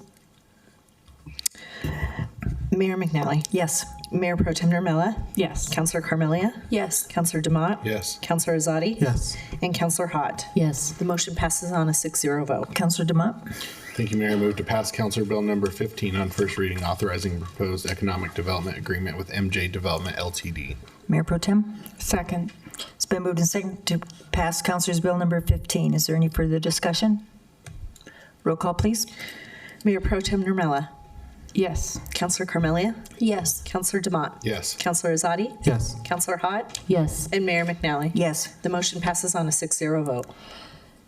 And our final motion to adopt resolution number 6, Councilor Dumont.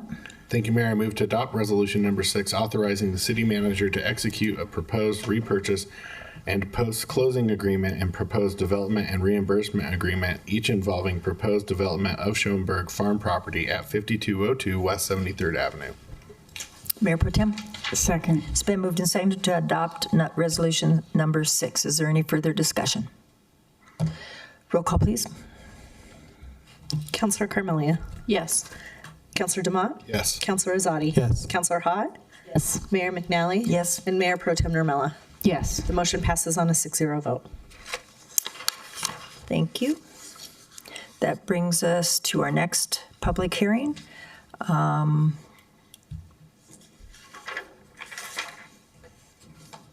Thank you.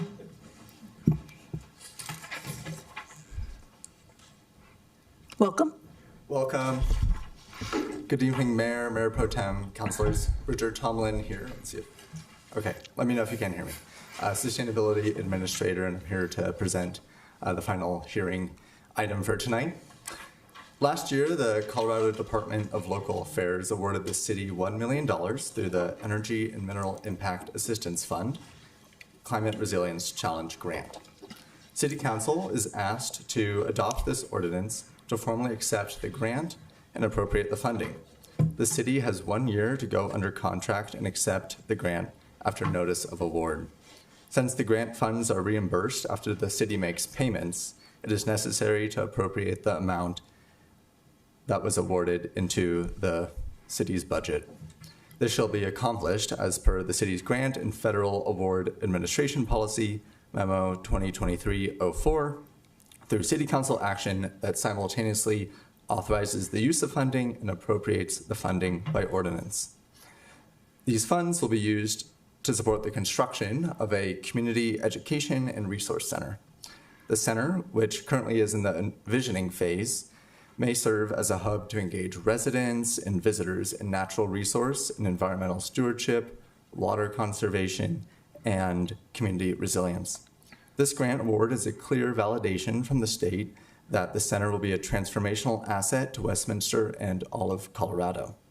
As the project progresses out of the staff visioning phase, the city will conduct broad engagement with our community, potential partners and stakeholders, and provide regular updates to City Council on the project.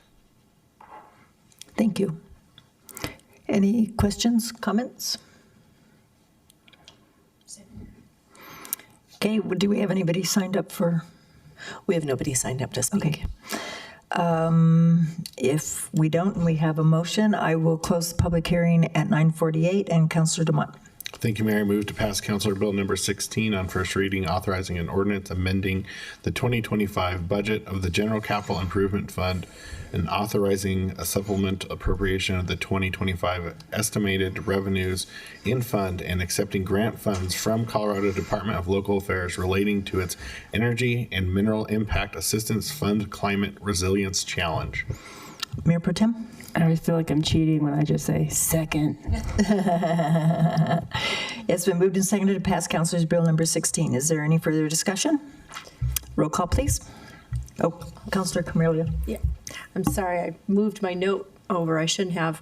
But I just wanted to say I'm actually really sad that everyone's left because this is the item I'm most excited for tonight. And the fact that we are doing environmental education for the community and hydrology specifically, especially for students in the area, is huge. And this is extremely exciting. And poor City Manager Andrews, you know, I made him talk for a half hour straight about all the details of this project. There is so much going into this very small space that we are creating, and it's an enormous opportunity for our community to better understand the city's water projects and the environmental stewardship that we're providing for the city.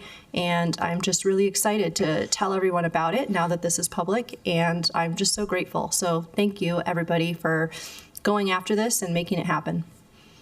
Roll call, please.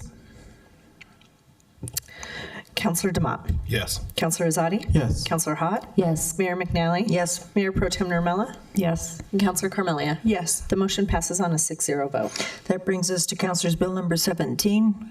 Councilor Dumont.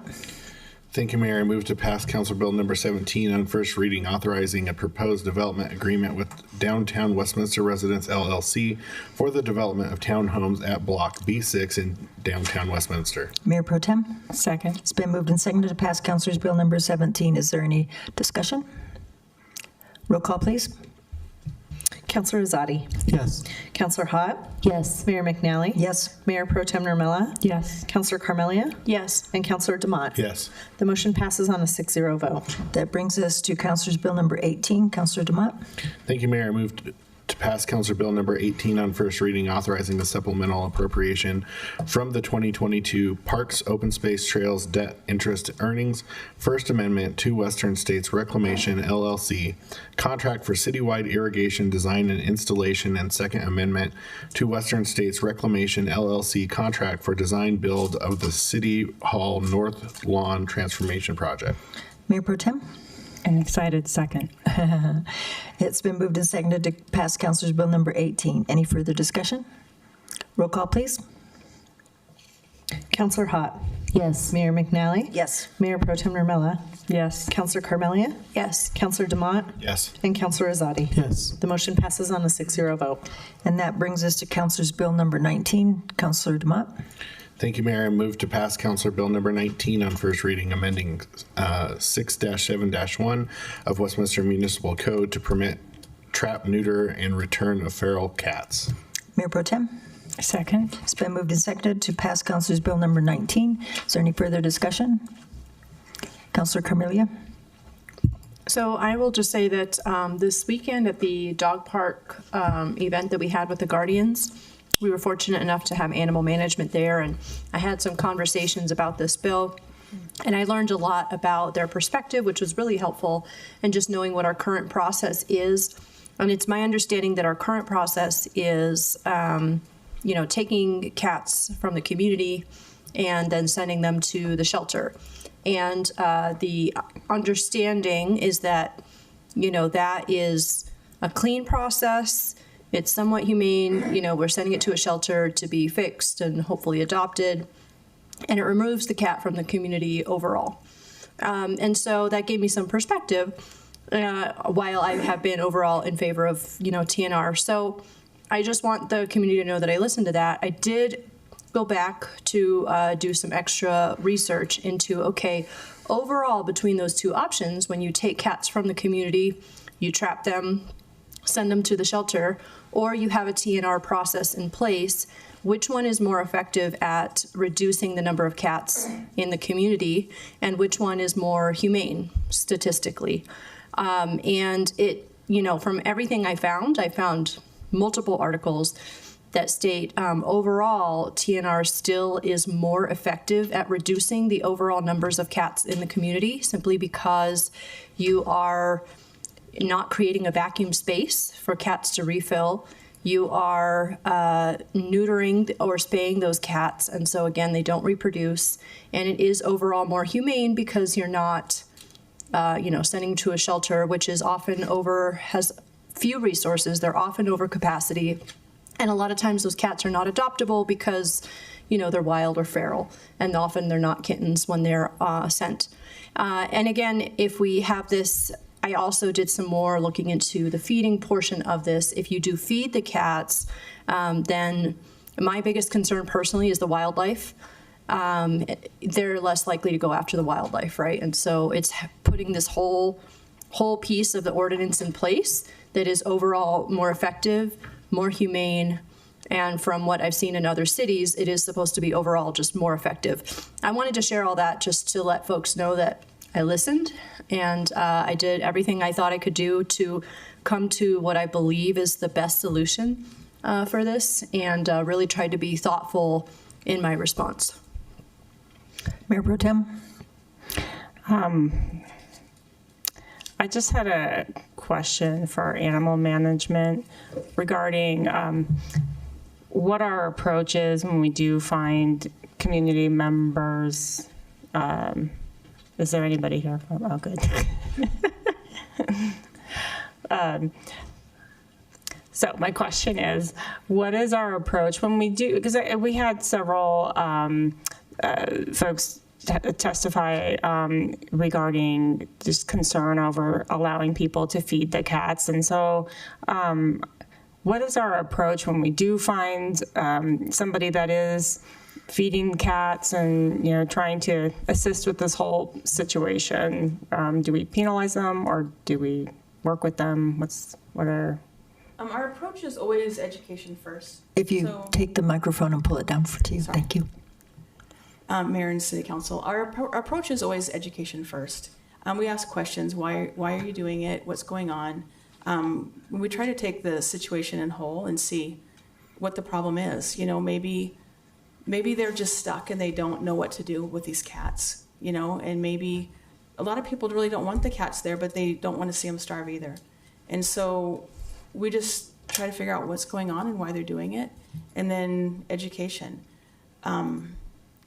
A feral cat just living in the community isn't that big of a problem, but feeding stations are a whole separate issue. In our management world, it's just a whole kind of different issue. And so the feeding stations seem to be the most problematic over just a wild cat existing. Are those folks that are feeding, are they fined in any way, or what's the? Generally not. Generally, I've been with the city for 15 years now, I can't remember if we've written any tickets for that, to be honest, and if it was very few. It's usually education, and then some type of resources.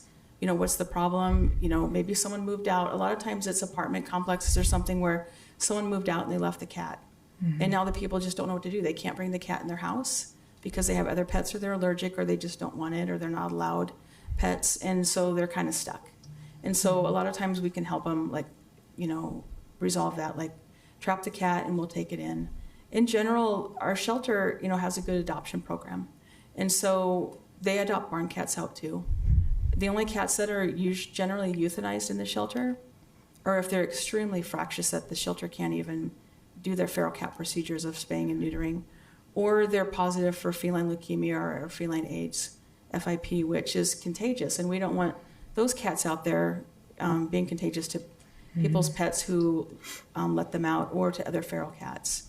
It's just a downward spiral if all the cats start to get that.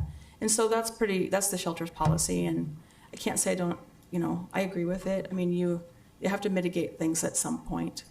And I think that's a good place to mitigate, is the contagious diseases. Okay. But I mean, in a year, I think we've done less. We've euthanized like a handful maybe, but it's a pretty successful program. Okay, thank you very much. You're welcome. Do I have a motion? Or did you already do that? Already did. Sorry. I didn't write it down, so I didn't know. Roll call. Mayor McNally, yes. Mayor Pro Tem Normella? Yes. Councilor Carmelia? Yes. Councilor DeMott? Yes. Councilor Azadi? Yes. And Councilor Hott? Yes. The motion passes on a 6-0 vote. It is 9:59, and we will adjourn the regular council meeting and move into the Westminster Economic Development Authority meeting for May 19th, 2025, incorporating the roll call from the past meeting. And do we have a motion for minutes?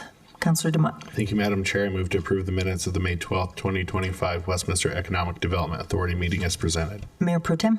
Second. It's been moved and seconded to approve the minutes of May 12th, 2025. Is there any further discussion?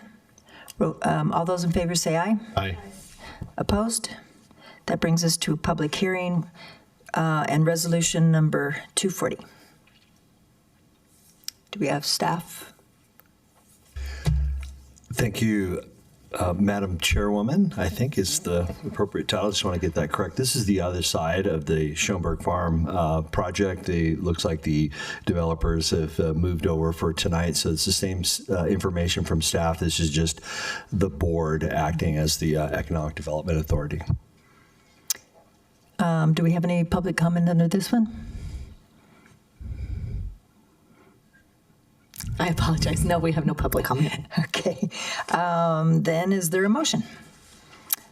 Director DeMott. Thank you, Madam Chair. I move to adopt resolution number 240, authorizing a supplemental appropriation for the 2025 Westminster Economic Development budget in the amount of $2 million for the proposed development at Shoenberg Farm, 5202 West 73rd Avenue, contingent upon City Council's approval of Councilor's Bill number 14.